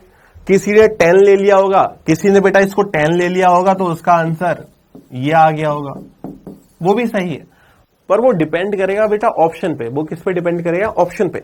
अगर मान ले यार कि कोई ऑप्शन बहुत पास पास में 2500, 2600, 2700 ऐसे ऑप्शन है, तो यार वहां पे क्या करना, वहां पे यार सही वैल्यू लेना। जब ऑप्शन दूर दूर होंगे तो थोड़ा बहुत अप्रोक्सीमेशन ले लेना, पर जब ऑप्शन पास पास होना तो अप्रोक्सीमेशन इतना नहीं लेना, सॉल्व कर लेना। कर सकते हैं, आसानी है, परेशानी है? हाँ कोई दिक्कत नहीं है, तुमने यहाँ पे 10 मान के कर दिया, कोई परेशानी वाली बात नहीं है। वो ऑप्शन देख के तुम्हें समझ में आ जाएगा ना, ऑप्शन देख के तुम्हें समझ में आ जाएगा।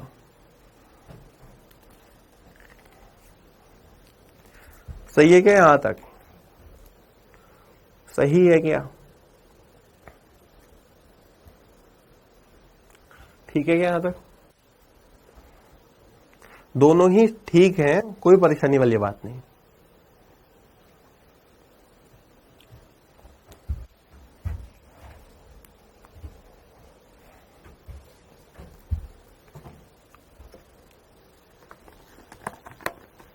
पढ़ेंगे आगे?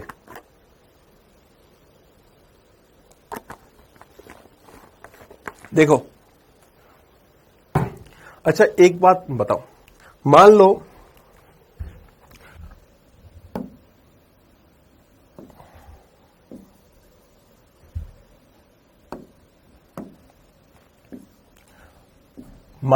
कि पाई को भी सॉल्व करना है, पाई की भी मल्टीप्लाई करनी होती, पाई की भी मल्टीप्लाई करनी होती, तब क्या करते? मान लो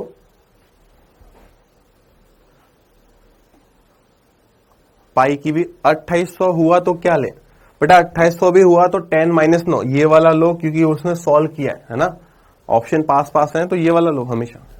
अगर मान लो पाई की मल्टीप्लाई करनी होती तो क्या करते? पाई की मल्टीप्लाई करनी होगी तो क्या करेंगे? हाँ देखो, तुम 3.14 से मल्टीप्लाई कर सकते हो, पर थोड़ा सा दिमाग लगाओ। यहां 70 लिखा हुआ है, यहां 70 लिखा हुआ है। अगर 22/7 लिखोगे तो 70 और 7 कैंसिल होके सीधे 10 आ जाएगा ना। तो कभी मान लो पाई की मल्टीप्लाई करनी होती तो 3.14 पहला दिमाग में यही आता है, पर अगर शांति से सोचोगे तो यहां 70 लिखा हुआ था। क्या लिखा हुआ था? 70 लिखा हुआ था। तो तुम क्या लगा देना, 22/7, कैलकुलेशन आसान हो जाएगी। समझ में आ रहा है मैं क्या बोल रहा हूं? मैं आंसर निकालने के लिए नहीं कह रहा हूं, मैं बस ये समझा रहा हूं कि 3.14 की जगह अगर 22/7 रखोगे ना तो सवाल थोड़ा जल्दी सॉल्व हो जाएगा। समझ में आई ये बात? समझ में आई ये बात? समझ में आया? 3.14 को ही 22/7 बोलते हैं। तो मैं ये बोल रहा हूं कि 22/7 क्यों लिया, ये आसान बनाने के लिए, ठीक है।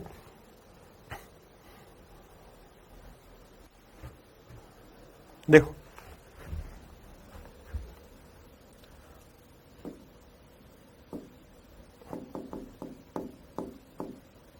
अब अपने इस पे लौट आते हैं। ठीक, देखो मैंने तुम्हें न्यूमेरिकल करा दिए, अब यहां से जो थ्योरी का क्वेश्चन बन सकता है मैं उसकी बात कर रहा हूं। ठीक है, मैंने न्यूमेरिकल बता दिए हैं, पर यहां से जो थ्योरी का क्वेश्चन बन सकता है मैं उसकी बात कर रहा हूं। ठीक है, न्यूमेरिकल बता दिए, जो यहां से थ्योरी का क्वेश्चन बन सकता है मैं उसकी बात कर रहा हूं। अब देखो थ्योरी का क्वेश्चन क्या बन सकता है उसकी बात कर लेते हैं।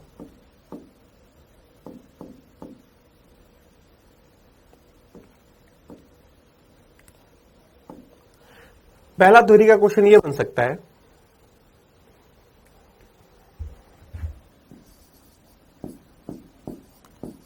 कि मैंने छोटी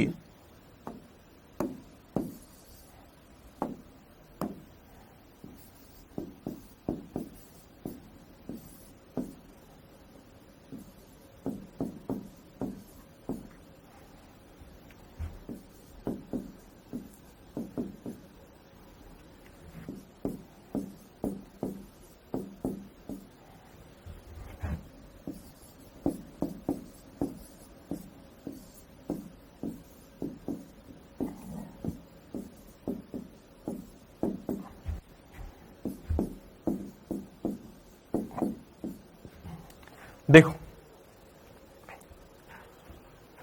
यहां पे सवाल क्या है, सवाल दो तरह से आ सकता है। एक सवाल ऐसा आ सकता है कि अगर बड़ी बूंद से छोटी बूंदें बनाई है, क्या सवाल आ सकता है कि बड़ी बूंद से छोटी बूंदें बनाई है तो ऊर्जा का अवशोषण होगा या ऊर्जा का उत्सर्जन होगा, ये बताओ। या छोटी बूंद से बड़ी बूंद बनी है तो बताओ ऊर्जा क्या होगा, है ना। तो दो आंसर होंगे, एक केस में ऊर्जा अवशोषित होगी, एक केस में ऊर्जा उत्सर्जित होगी। तो मेरे को बस यही आंसर करना है कि इनमें से कौन से वाले केस में ऊर्जा का अवशोषण होगा और कौन से वाले केस में ऊर्जा का उत्सर्जन होगा। ठीक है, तो देखो सवाल किस तरह से आएगा कि एक बार दिया होगा कि बड़ी बूंद थी, बड़ी बूंद को छोटी बूंदों में तोड़ दिया तो बताओ ऊर्जा निकलेगी या अवशोषित होगी। दूसरा सवाल ऐसा आ सकता है कि छोटी छोटी बूंदों को मिला के बड़ी बूंद बना दी तो बताओ ऊर्जा का अवशोषण होगा या ऊर्जा का उत्सर्जन होगा। ठीक है, तो देखो पहला सवाल समझो, पहला सवाल समझो कि भाई जो ऊर्जा है ना, ये सरफेस एनर्जी, ये किस पे डिपेंड करती है? जो सरफेस एनर्जी है वो किस पे डिपेंड कर रही है? सरफेस ऊर्जा पे। जो सरफेस एनर्जी है वो किस पे डिपेंड कर रही है?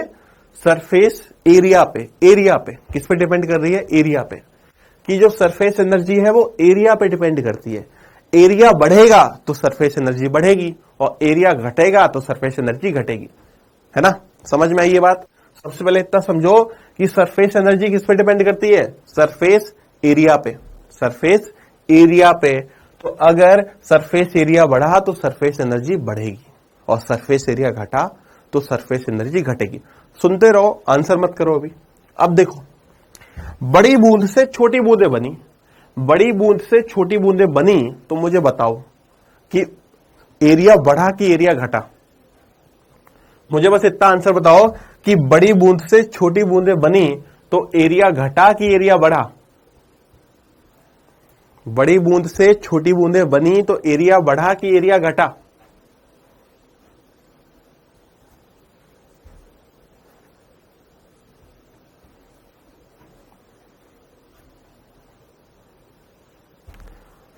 बढ़ा। जो घटा अभी भी कर रहे हैं बेटा, घटा नहीं यार, मैंने समझाया हुआ है। एरिया बढ़ा, वो n की पावर 1/3 की मल्टीप्लाई होती है, एरिया बढ़ा। अरे ये समझाया तो था, ये एरिया बढ़ेगा बढ़ेगा बढ़ेगा, एरिया बढ़ेगा,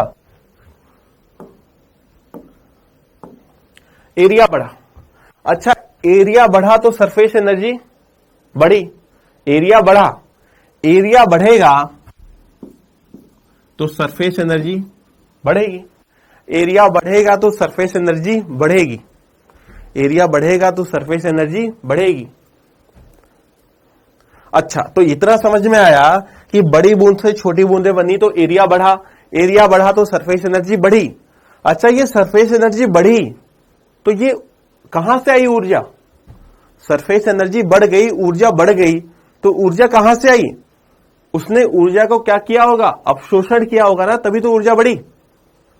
सरफेस एनर्जी बढ़ गई, एरिया बढ़ा तो सरफेस एनर्जी बढ़ गई, तो ये बढ़ी हुई ऊर्जा कहां से आई? इसने ऊर्जा का कहीं से तो अवशोषण किया होगा ना, तभी तो ऊर्जा बढ़ी। इसने ऊर्जा का अवशोषण किया होगा तभी तो ऊर्जा बढ़ी। अगर ऊर्जा का उत्सर्जन कर देता तो ऊर्जा घट जाती ना। समझ में आ रही है मेरी बात? कि अगर ऊर्जा का उत्सर्जन कर देता तो ऊर्जा घट जाती ना, पर ऊर्जा बढ़ी है। ऊर्जा बढ़ी है तो उसने ऊर्जा का क्या किया होगा? एब्जॉर्ब किया होगा, ऊर्जा को एब्जॉर्ब किया होगा। इसलिए पहले वाले केस में ऊर्जा का क्या होगा? अवशोषण। नहीं आई ये बात समझ में? आई नहीं ये बात समझ? आया कि नहीं? ये बात समझ में आई कि अवशोषण क्यों लिखा? क्योंकि एरिया बढ़ा, एरिया बढ़ा तो सरफेस ऊर्जा बढ़ी, और ऊर्जा बढ़ी तो कहां से आई? कहीं से तो ग्रहण की होगी, कहीं से तो एब्जॉर्ब की होगी। इसलिए ऊर्जा का क्या किया? अवशोषण।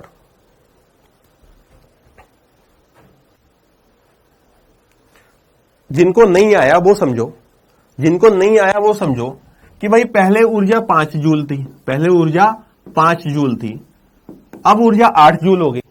जिनको नहीं आया वो समझो, पहले ऊर्जा 5 जूल थी, अब ऊर्जा 8 जूल हो गई, तो कैसे हुई? जिनको नहीं आया वो समझो, पहले ऊर्जा 5 जूल थी, अब 8 जूल हो गई, तो ये बीच में क्या हुआ? ऊर्जा का अवशोषण हुआ होगा ना, कहीं से तो 3 ली होगी ना, तभी तो 5 से 8 हुआ। अगर पहले 5 सी फिर बढ़ के 8 हो गई, तो बीच में क्या किया होगा? कहीं से तो 3 जूल का अवशोषण किया होगा ना। तो अगर ऊर्जा बढ़ी है तो ऊर्जा का क्या किया होगा? अवशोषण किया होगा। अब दूसरे वाले पे लौट के आ जाओ कि पहले छोटी बूंदों से बड़ी बूंदें बनी। अच्छा बताओ, छोटी बूंदों से बड़ी बूंदें बनी तो क्या हुआ? छोटी बूंद से बड़ी बूंदें बनी तो एरिया बढ़ा कि घटा? छोटी बूंद से बड़ी बूंदें बनी तो एरिया घटा कि बढ़ा? छोटी बूंद से बड़ी बूंदें बनी तो एरिया घटा कि बढ़ा?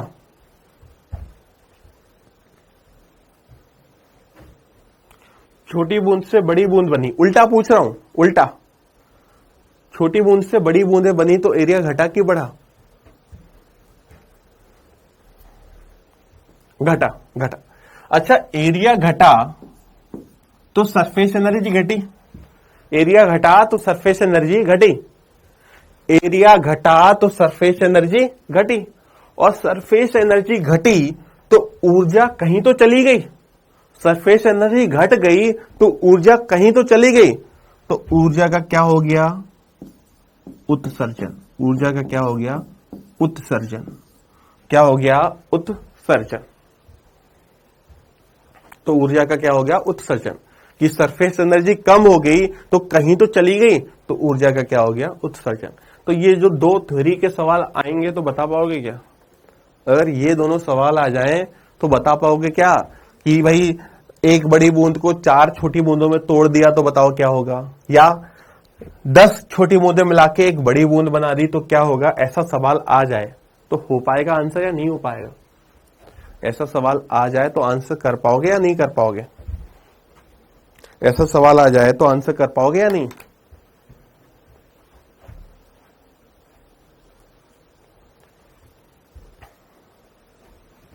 ठीक। अब देखो, अब मेरे को एक फॉर्मूला तुम्हें बताना, फॉर्मूला नहीं है, देखो जो थ्योरी का सवाल था वो भी हो गया और ये जो न्यूमेरिकल था वो भी हो गया। बस इसी फॉर्मूले की एक दूसरी फॉर्म होती है, फॉर्मूला वही है, बस उसको एक दूसरे तरीके से लिखना है। फॉर्मूला वही है, उसको एक दूसरे तरीके से लिखना है, क्योंकि ऑप्शन में सीधा आ सकता है कि बताओ इनमें से क्या होगा। तो देखो, ये बस अपने पढ़ रहे हैं कि थ्योरी वाले सवाल के लिए कि भाई वर्क डन जो हमने पढ़ा था वो, ये जो पढ़ा था वर्क डन वो कितना था, 4 पाई r square into T n की पावर 1/3 -1, ये पढ़ा था, ये पढ़ा था ना। न्यूमेरिकल में ये लगाया था। अब न्यूमेरिकल में ये लगाया था, इसी को अपने को एक दूसरे फॉर्म में बनाना है, उसको कोई यूज नहीं आएगा। बस सीधा इसलिए बता रहा हूं कि सीधा अगर पेपर में आ जाए तो सीधे टिक करके आ पाए, पेपर में आए तो अपने को सोचना ना पड़े, अपने सीधे उस आंसर को टिक करके आएंगे। कैसे आएंगे? इससे अगर मुझे, देखो इससे मुझे बदलना है तो कैसे बदलूंगा कि भाई जो मैंने पढ़ा था कि n की पावर 1/3 बराबर capital R upon small r होता है, ये चीज याद है क्या? ये पढ़ा था ना थोड़ी देर पहले कि बड़ी बूंद और छोटी बूंद की त्रिज्या का जो अनुपात होता है वो n की पावर 1/3 के बराबर होता है। तो मैंने क्या किया,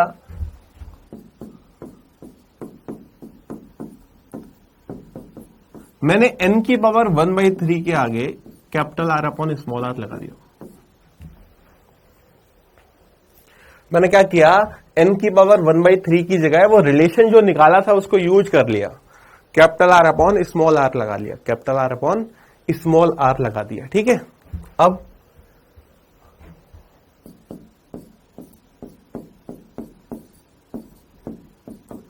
बेटा मुझे इतना बता कि अगर मैं ये अंदर वाली ब्रैकेट में से r कॉमन लूं, अंदर वाली ब्रैकेट में से अगर मैंने r कॉमन लिया, क्या कॉमन लिया, r, तो अगर r कॉमन लिया तो ऊपर तो यहां 1 बचेगा और यहां क्या अपॉन में आ जाएगा, r। ये चीज समझ में आई? ये क्या किया, ये वाला स्टेप समझो। ये देखो, तुम्हें सॉल्व नहीं करना है यार पेपर में कभी, पर ये वाला तुम्हें बाकी तुम्हारी समझ बढ़ाने के लिए अच्छा है कि ये कॉमन कैसे लिया। यहां से r हट गया तो यहां सिर्फ कितना बचा, 1, और यहां r था ही नहीं तो r को कहां लगा दिया, बटे में। कभी क्रॉस चेक करना हो तो कैसे करेगा, इसकी दोबारा मल्टीप्लाई कर लो, इसकी दोबारा मल्टीप्लाई करने पे ये बनना चाहिए था। तो देखो r की मल्टीप्लाई करेंगे तो capital R upon small r बचेगा और यहां r से r कैंसिल होकर कितना बचेगा, 1।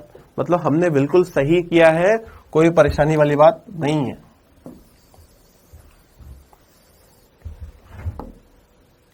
ठीक है क्या, इतना सही है, इतना सही है। तो देखो इसको क्या लिखा, 4 पाई r स्क्वायर, ये एक स्क्वायर है, ये पावर 1 है, तो 1 और 2 कितनी हो गई, 3।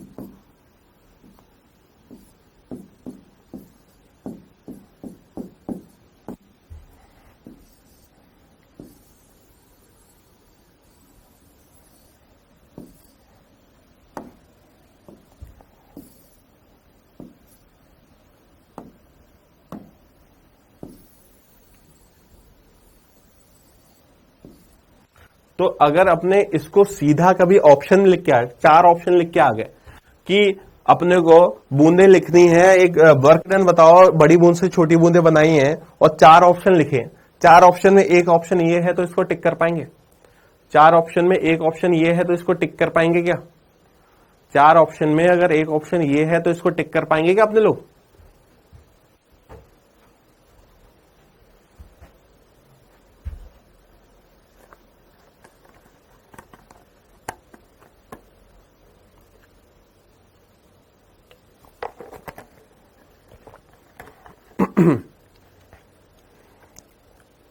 ठीक। अब एक चीज और समझो, एक तो ये फॉर्म आ गई, एक और आ सकता है। वो क्या आ सकता है कि भाई जो बड़ी बूंद का आयतन होगा, जो बड़ी बूंद का आयतन होगा ये होगा बड़ी बूंद का आयतन। आयतन क्या होता है गोले का? 4/3 पाई आर क्यूब। बड़ी बूंद का आयतन ये होगा, तो यहां से क्या अपने ये 3 की मल्टीप्लाई इधर कर दें तो 3v बराबर 4 पाई आर क्यूब लिख सकते हैं। ये भी तो लिख सकते हैं ना कि जहां जहां 4 पाई आर क्यूब है वहां वहां 3v लिखा जा सकता है।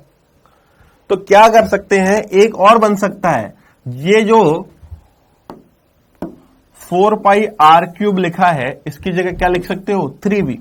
तो एक आंसर और बन सकता है 3vt ब्रैकेट में 1 by small r minus 1 by capital are.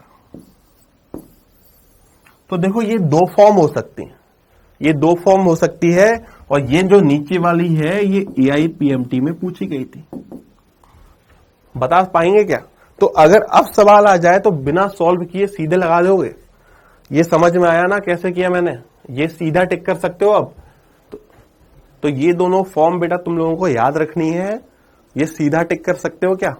है, हो जाएगा?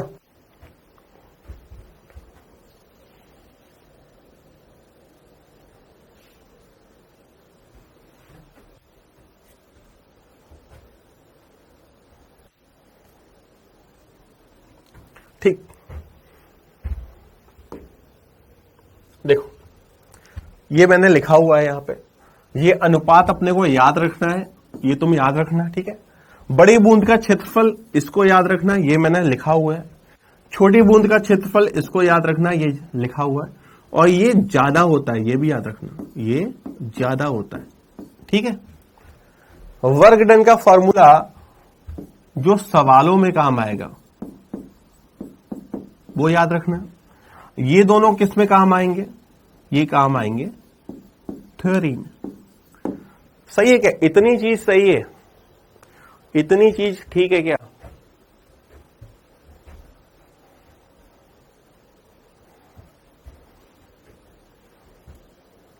इतनी चीज ठीक है क्या? हमने यही सब पढ़ा है, वो बस मैंने एक स्लाइड में तुम्हें मेंशन करके दे दिया। सही है क्या? ये चीजें आ जाएं तो कर सकते हो या नहीं?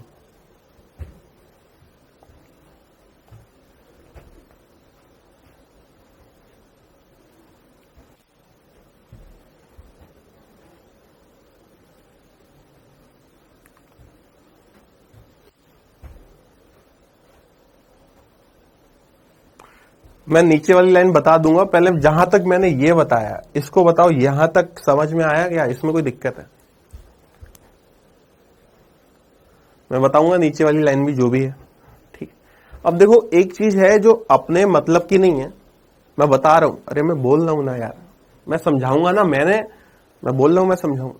देखो बस एक थ्योरी का सवाल और हो सकता है।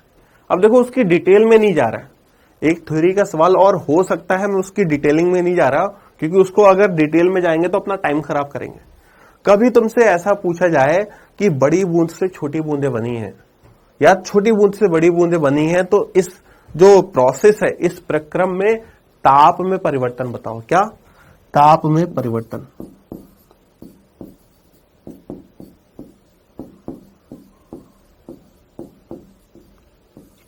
तो उसका आंसर ये है। इसको दिमाग में रख लो बस कि ये 1 by small r minus 1 by capital r तो सेम ही है, बस ये आगे 3t अपॉन रो एस जे, ऐसा कुछ ये दिमाग में रख लो। क्योंकि कभी ऑप्शन आए तो सीधा टिक करना, न्यूमेरिकल नहीं आएगा, थ्योरी का ही सवाल है तो बस ये मैंने तुम्हें लिख के दिया है, क्योंकि जेई मेंस में पूछा जाता है, नीट में पूछे जाने के चांस बिल्कुल ही नहीं है। पर मैंने लिख दिया कि कभी मान लो कि किस्मत अपनी अच्छी नहीं है, ऐसा सवाल भी आ गया, तो क्या टिक कर पाओगे? ताप में परिवर्तन पूछ ले तो कितना आंसर, ये ऐसा कुछ इक्वेशन दिमाग में रख लेना, सवाल आएगा तो 4 नंबर बिना बात के ठीक हो सकते हैं अपने, है ना? कर लोगे इतना?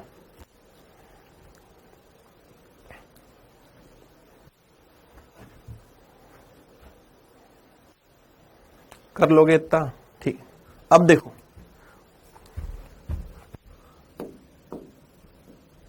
एक सवाल ये वाला हमने छोड़ दिया। देखो इस सवाल को देखो,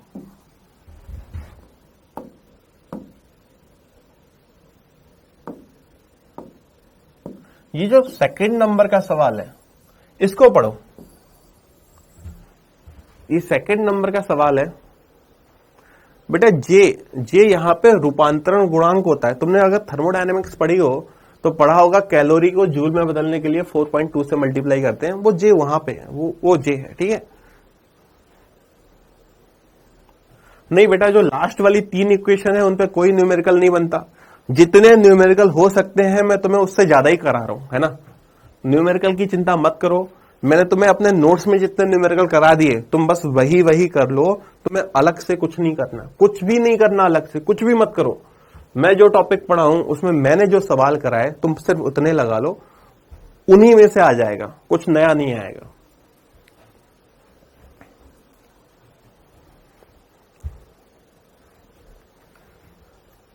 ये वाला सवाल देखो, इसको अपने को करना है तो कैसे करें? देखो उसने इस बार क्या पूछा है, उसने वर्क डन वगैरह नहीं पूछा, उसने ऊर्जा का परिवर्तन भी नहीं पूछा। उसने पूछा कि मुझे फाइनल और इनिशियल ऊर्जा का अनुपात बता दो। क्या? फाइनल और इनिशियल ऊर्जा का अनुपात बता दो। मतलब कि क्या? उसने अपनों से पूछा फाइनल सरफेस एनर्जी और इनिशियल सरफेस एनर्जी का अनुपात बता दो। ये पूछा क्या है ना? अच्छा, सरफेस एनर्जी का फॉर्मूला क्या होता था? Surface tension into area. तो फाइनल है तो फाइनल एरिया, और इनिशियल है तो इनिशियल एरिया। ये टी से टी कैंसिल हो गया, तो ये बचा क्या? A final upon A initial. ये समझ में आया? इतना समझ में आया कि उसने मुझसे अंतिम और प्रारंभिक का अनुपात पूछा, तो मैंने अंतिम को लिखा T into A final, initial को लिखा टी इंटू ए इनिशियल। टी से टी कैंसिल हो जाएगा और A final upon A initial बचेगा। कोई परेशानी? कोई परेशानी? सही है क्या यहां तक? ठीक है। अब देखो यहां पे जो सबसे बड़ा जो मैंने तुम्हें याद कराया था वो चीज याद करो। मैंने बोला था बड़ी बूंद का एरिया 4πr² होता है और छोटी बूंदों का एरिया n की पावर 1/3 4πr² होता है। तो देखो सवाल में देख रहे हैं, पहले बड़ी बूंद है, तो इनिशियली बड़ी बूंद है और फाइनली छोटी बूंद है। ये बात समझ में आई? पहले बड़ी बूंद है और फाइनली छोटी बूंदें हैं। तो ये फाइनली ये छोटी बूंद है और ये बड़ी बूंद है। बड़ी बूंद का एरिया 4πr², छोटी बूंदों का एरिया n की पावर 1/3 4πr²। 4πr² से 4πr² कैंसिल, आंसर सिर्फ n की पावर 1/3 बचा। आंसर सिर्फ n की पावर 1/3 बचा।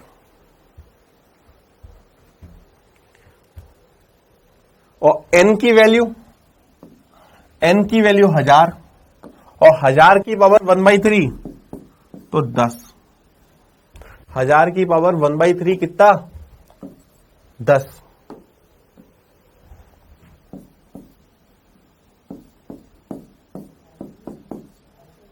तो 10:1 आंसर। मुझे बताओ इसमें कोई दिक्कत नहीं? बेटा डायरेक्ट याद नहीं रखना है, डायरेक्ट याद नहीं रखना है। मैं बताऊंगा डायरेक्ट याद क्यों नहीं रखना है। पहले बताओ इसमें कोई दिक्कत, इसमें कोई परेशानी? अभी कुछ मत सोचो, बस बताओ मुझे इसमें कोई दिक्कत हुई? ये जो हमने याद किया, ये कैसे निकाला, ये याद हुआ?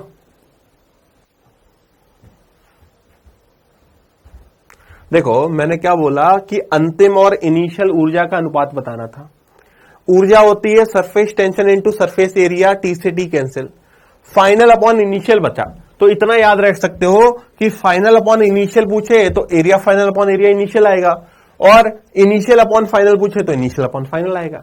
अब मैंने देखा कि फाइनली अंतिम में छोटी छोटी बूंदें थी, इनिशियली में बड़ी बूंद थी, बड़ी बूंद का एरिया याद किया, छोटी बूंदों का एरिया याद किया हुआ है, दोनों को कैंसिल कर दिया, आंसर आया। अब देखो ये डायरेक्ट क्यों नहीं याद कराया मैंने, ये डायरेक्ट क्यों नहीं याद कराया? क्योंकि देखो अभी सवाल में पूछा है अंतिम अपॉन प्रारंभिक। अभी सवाल में क्या पूछा? अंतिम अपॉन प्रारंभिक।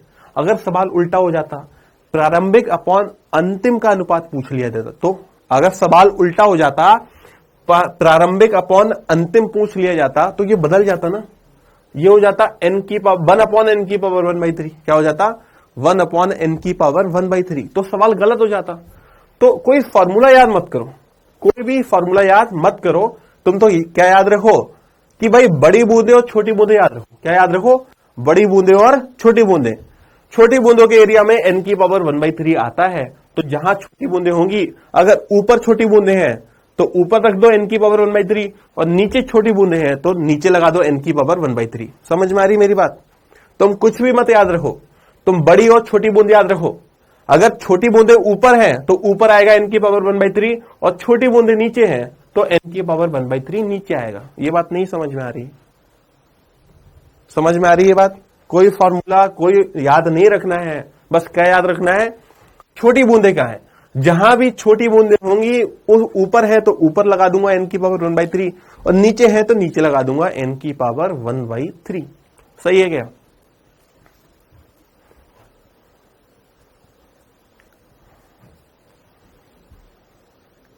ठीक है क्या?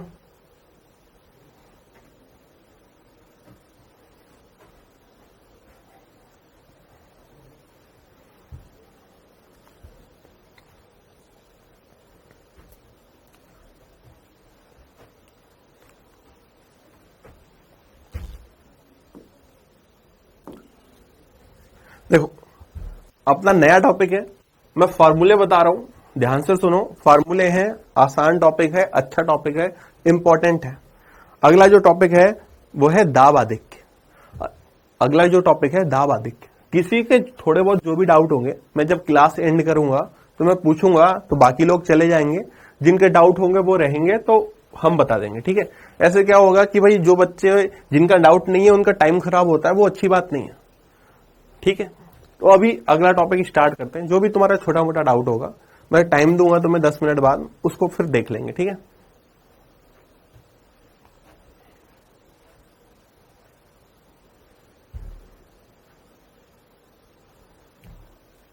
देखो दाब आधिक्य, इसे एक्सेस प्रेशर बोलते हैं। अब देखो इसमें अपने को ध्यान रखने वाली बात क्या है कि जो भी कोई सरफेस है, कोई भी कर्व सरफेस है, उस कर्व सरफेस की दो साइड होंगी। मान लो ये एक वक्रीय सतह है, एक वक्रीय सतह है, इसकी दो साइड होंगी। इस वक्रीय सतह की दो साइड होंगी, एक तो बाहर वाली उभरी हुई और एक अंदर वाली दबी हुई। जो उभरी सतह होती है उसे बोलते हैं उत्तल, कॉन्वेक्स, और जो दबी हुई सतह होती है उसे बोलते हैं अवतल, कॉनकेव। ठीक है? तो कोई भी अगर कर्व सरफेस है, कोई भी वक्रीय सतह है, तो उसकी दो साइड होंगी, एक तो उभरी हुई उत्तल यानी कॉन्वेक्स, और एक दबी हुई यानी कि अवतल यानी कॉनकेव। तो क्या बोला, एक स्टेटमेंट ध्यान रखना है कि जो अवतल साइड है, ये वाली साइड है ना, अंदर वाली, इस साइड हमेशा प्रेशर ज्यादा होता है, इस साइड हमेशा प्रेशर ज्यादा होता है। तो देखो क्या लिखा है, किसी वक्रीय द्रव सतह की अवतल सतह पर दाब इसकी उत्तल सतह से अधिक होता है। मतलब कि इस साइड जो दाब होगा वो इस साइड से ज्यादा होगा, और इसी दाबांतर को क्या कहते हैं? दाब आधिक्य। इसी दाबांतर को क्या बोलते हैं? दाब आधिक्य। तो हमें ज्यादा डिटेल में नहीं जाना, मैं जो बोल रहा हूं वो लाइन याद रखना कि अवतल साइड यानी गड्ढे वाली साइड प्रेशर हमेशा ज्यादा होता है, उस उभरी साइड प्रेशर हमेशा कम होता है, और इन दोनों के अंतर को, इन दोनों के दाब के अंतर को ही क्या बोलते हैं? दाब आधिक्य। क्या बोलते हैं? दाब आधिक्य। अच्छा, इसको कैलकुलेट करना होता है, कोई थ्योरी का सवाल नहीं आता, बस कैलकुलेट करना होता है। कैलकुलेट करना होता है, सवाल आएगा कि दाब आधिक्य कैलकुलेट करो। तो देखो दाब आधिक्य का फॉर्मूला क्या है? फॉर्मूला क्या है दाब आधिक्य का? 2T upon are. फॉर्मूला क्या है? 2T upon are. फॉर्मूला क्या है? 2T अपॉन आर पर स्फेरिकल सरफेस, मतलब प्रति सतह। पर स्फेरिकल सरफेस मतलब प्रति सतह। मतलब अगर एक सतह है तो एक बार 2T अपॉन आर, दो सतह है तो दो बार 2T अपॉन आर, तीन सतह है तो तीन बार 2T अपॉन आर। जैसे बूंद, बूंद में कितनी सतह होती हैं? एक, तो एक बार 2T अपॉन आर। साबुन का बुलबुला, साबुन के बुलबुले में कितनी सतह होती हैं? दो, तो दो बार 2T अपॉन आर, दो बार 2T अपॉन आर आएगा, तो कितना बन जाएगा? 4T upon are. कितना बन जाएगा? 4T upon are. तो देखो फॉर्मूले याद करो, सीधे फॉर्मूले पूछे जाते हैं कि अगर पानी की बूंद के अंदर पूछा जाए दाब आधिक्य तो आंसर है 2T अपॉन आर, और साबुन के बुलबुले के अंदर पूछा जाए तो आंसर क्या है? तो आंसर क्या है? 4T upon are. इतनी बात समझ में आ रही है? इतनी बात समझ में आ रही है या नहीं? इतनी बात समझ में आ रही है?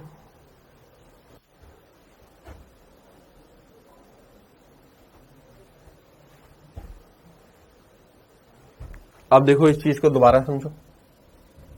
मैंने क्या बोला था स्टार्टिंग से कि भाई कोई भी कर्व सरफेस होगी उसमें ये वाली सतह अंदर वाली होगी और ये वाली सतह बाहर वाली होगी। ये बाहर वाली आउटसाइड बोल दिया, अंदर वाली को इनसाइड बोल दिया। ये हो गई उत्तल, ये हो गई अवतल। क्या बोला कि अंदर वाली साइड प्रेशर हमेशा बाहर वाली साइड से ज्यादा होता है, और इन्हीं के दाब के अंतर को, इन्हीं के दाब के अंतर को दाब आधिक्य बोलते हैं। इन्हीं के दाब के अंतर को दाब आधिक्य बोलते हैं। क्या बोला? दोबारा सुन लो कि भाई किसी भी वक्रीय सतह के जो अवतल सतह होती है वहां प्रेशर बाहर वाली से ज्यादा होती है। अवतल जो होगी वो हमेशा अंदर की साइड होगी तो इनसाइड बोल दिया। उत्तल हमेशा आउटसाइड होगी तो इनसाइड माइनस आउटसाइड का जो डिफरेंस है वही क्या है? दाब आधिक्य। और पानी की बूंद के लिए पूछा जाए तो 2T अपॉन आर, और साबुन के बुलबुले के लिए पूछा जाए तो 4T अपॉन आर। इतनी बात समझ में आई? इस बात में कोई दिक्कत? इस बात में कोई दिक्कत?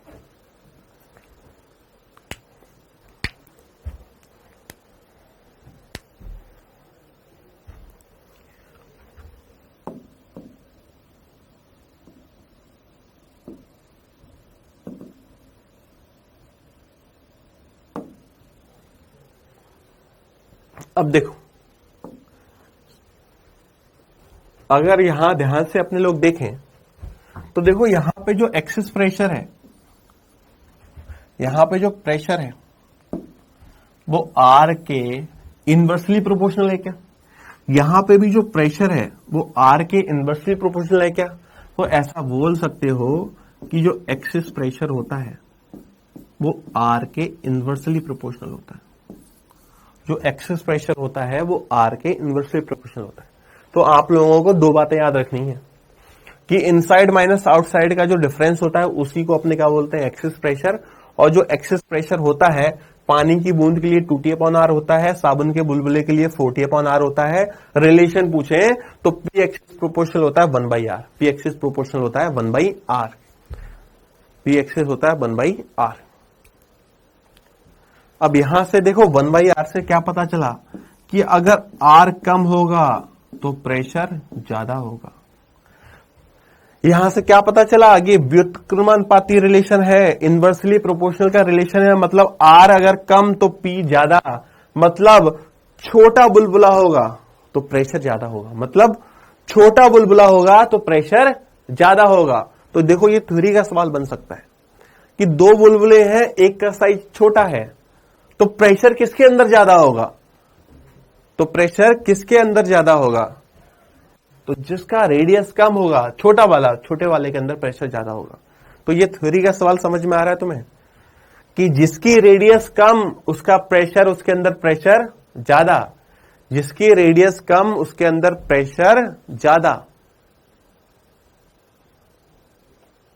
ये थ्योरी का सवाल समझ में आ रहा है कि जिसकी रेडियस कम उसके अंदर प्रेशर ज्यादा। सही है क्या? मैं सवाल दे रहा हूं कि एक ए बुलबुला है और एक बी है और एक ए है। ए की रेडियस आर है, ए की रेडियस आर नहीं, ए की रेडियस 1 सेंटीमीटर है, बी की रेडियस 2 सेंटीमीटर है।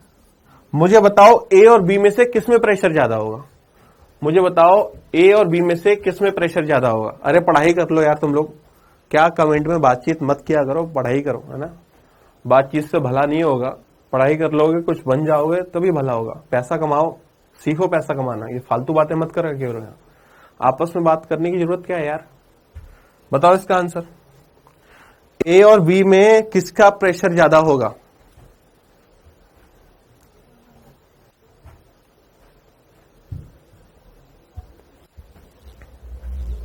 ए में ज्यादा होगा।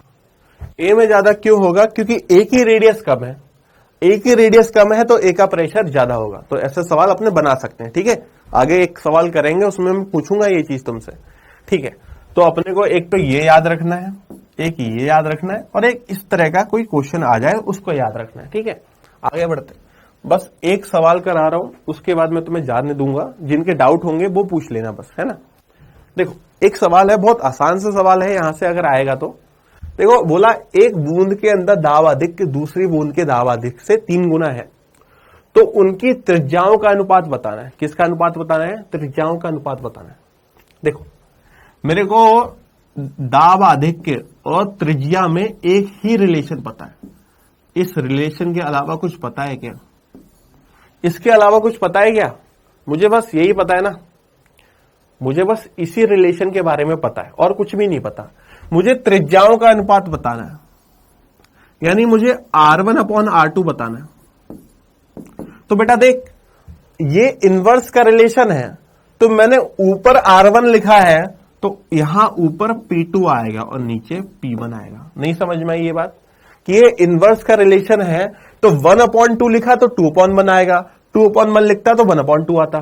कोई दिक्कत? ये सही है ना? यहां तक सही है? यहां तक अब देखो, बोला एक बूंद के अंदर जो दाब आधिक्य है वो दूसरी बूंद के दाब आधिक्य से 3 गुना है। मान लो कि पहली बूंद के अंदर P है तो दूसरी बूंद के अंदर उसका 3 गुना। 3 गुने का मतलब 2 गुना होता तो 2P, 3 गुना बोला तो 3P। नहीं, ये कंफ्यूजन मत रखो। बोला दूसरी बूंद के अंदर जो है वो 3 गुना है, सॉरी देखो इसको ध्यान से, उसने लिखा है यदि एक बूंद के लिए दाब अधिक दूसरी बूंद के दाब अधिक से 3 गुना है, तो अगर ये दूसरी वाली बूंद में P होता तो पहली बूंद में कितना होता? 3P। उल्टा पढ़ लिया मैंने। सवाल ये था कि एक बूंद के अंदर दाब अधिक दूसरी बूंद का 3 गुना है, तो दूसरी बूंद में मैंने P मान लिया, तो पहली में इसका 3 गुना कितना हो गया? 3P। तो मैंने P2 की जगह P लिख दिया, P1 की जगह 3P लिख दिया, मेरा आंसर आ गया 1/3। सही है क्या? मेरा आंसर आ गया 1/3।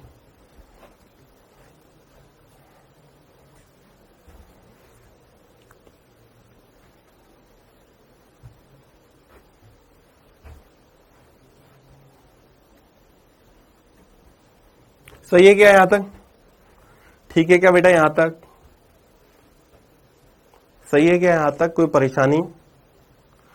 कोई भी परेशानी?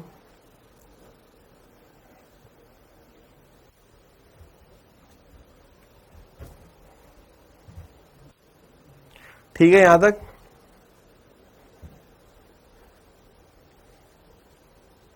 अब देखो इस सवाल और पहले इस वाले सवाल में देखो, इस सवाल में आयतन का अनुपात पूछा है। अभी आयतन भूल जाओ, मुझे त्रिज्या का अनुपात बताओ। त्रिज्या का अनुपात अपने ने लिखा R1/R2 P2/P1 P2P, तो P1 उसका 2 गुना, तो ये P/2P 1/2। ये सवाल भी हो जाता, ये सवाल भी हो जाता, ये सवाल भी हो जाता। पर अगर आयतन पूछा है तो आयतन का फॉर्मूला होता है 4/3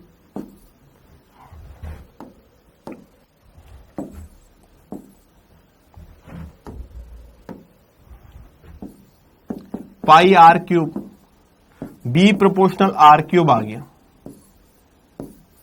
ठीक है, तो अगर आयतन का अनुपात पूछा तो V1/V2 जो बनेगा वो R1/R2 का पावर 3 बनेगा। यानी जो त्रिज्या अनुपात आता है अगर उसकी पावर 3 लगा दें तो आयतन का अनुपात आ जाएगा। इसको समझो कि अगर त्रिज्या के अलावा आयतन का अनुपात पूछा जाए तो कुछ नहीं करना होता, आयतन और त्रिज्या में पावर 3 का रिलेशन होता है, तो जो भी त्रिज्या का अनुपात आया उसकी पावर 3 लगा दें तो आयतन का अनुपात आ जाता है। इसमें कोई परेशानी, इसमें कोई परेशानी बच्चों कि त्रिज्या के अलावा आयतन का अनुपात भी पूछ लेता तो अपना आंसर आ चुका होता।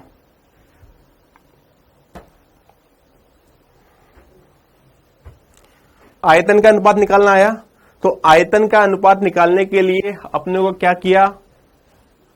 किया, अपनों को पावर 3 करनी है, अपने को पावर 3 करनी है। इस वाले सवाल में आयतन का अनुपात क्या होता? इस वाले सवाल में आयतन का अनुपात क्या होता बताओ, आंसर बताओ इस वाले सवाल का। इस वाले सवाल में आयतन का अनुपात पूछूंगा तो क्या होगा? इस वाले सवाल में आयतन का अनुपात पूछूंगा तो क्या होगा? अरे 9, सॉरी, अरे यहां पे गलती हो गई बेटा अपने लोगों से, यहां पे पावर 3 करनी। हाँ ठीक है, सही क्या, 9 नहीं यार, अरे 1/3 की पावर 3 होगा ना यार, 9 क्यों बोल रहे हो? 27 3 की पावर 3 27 होता है बेटा, 3 की पावर 3 27 होता है। ठीक, देखो आज इतना ही रखते हैं, अपने कल स्टार्ट करेंगे आगे से। ठीक है, अब जिसके जो डाउट है डाउट पूछो बेटा, बाकी लोग जो जिनको आ गया समझ में वो जा सकते हो, जिनके कुछ डाउट बचे हैं, जिनको डाउट पूछने हैं वो पूछो, जिनको आ गया बेटा, जिनको कोई प्रॉब्लम नहीं है वो चले जाओ, अपना काम करो, आराम करो। बाकी लोग जिनके डाउट है, जिनके डाउट बचे हैं बेटा वो पूछ लो, बाकी लोग जा सकते हो।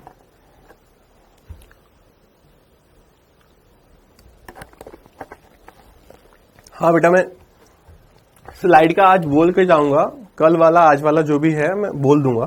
ठीक है,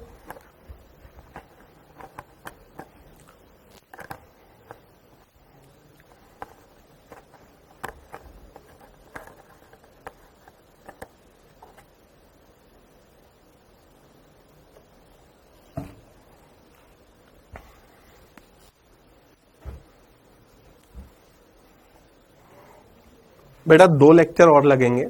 ठीक है, 2 लेक्चर और लगेंगे।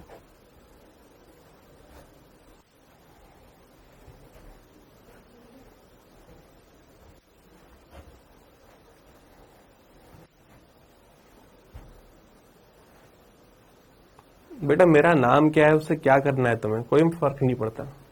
मैंने पढ़ाया तुम्हें समझ में आया, इसी से फर्क पड़ता है। नहीं बेटा, मेरे लेक्चर तुम्हें यहीं मिलेंगे, जो भी 2-3 लेक्चर मिल रहे हैं, बाकी और कहीं नहीं मिलने वाले यूट्यूब वगैरह पे।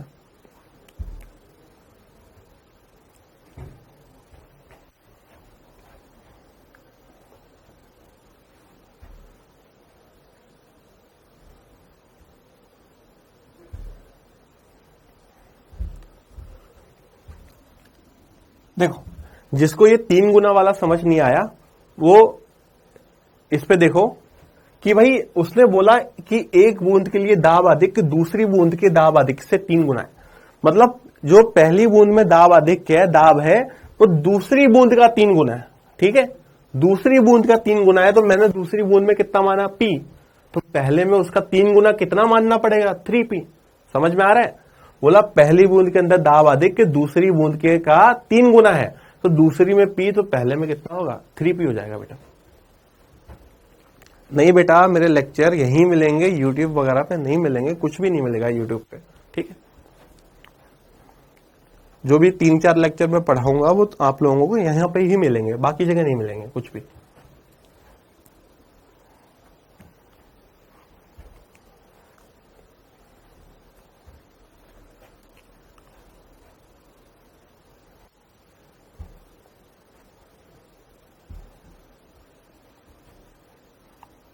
जहां तक मुझे पता है बेटा, ये आपका लास्ट चैप्टर ही है, जहां तक मुझे नॉलेज है।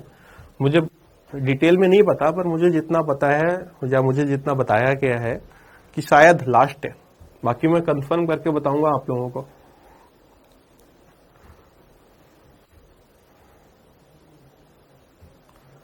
बाकी कोई डाउट बेटा किसी का?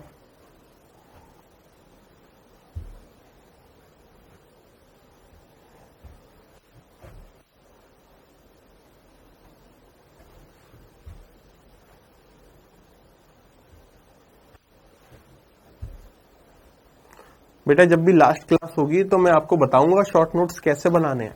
मैं आपको एक स्लाइड पढ़वा दूंगा, उसमें कुछ बच्चों ने मुझे शॉर्ट नोट्स भेजे हुए हैं, तो मैं उनको एक फोटो लगा दूंगा कि कैसे होने चाहिए। मैं दिखाऊंगा शॉर्ट नोट्स कैसे बनने चाहिए।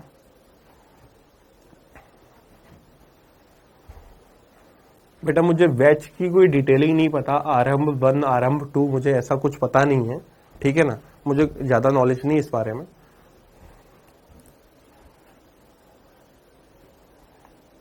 नहीं बेटा, रिवीजन वगैरह मैं नहीं कराऊंगा।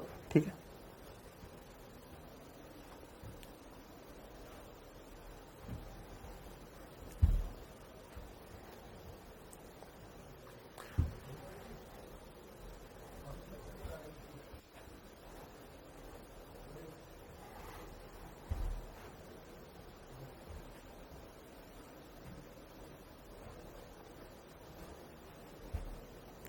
ठीक है बेटा, आप लोग अपना पढ़ाई करो आप लोग। ठीक है, एंड करते हैं क्लास। ठीक है।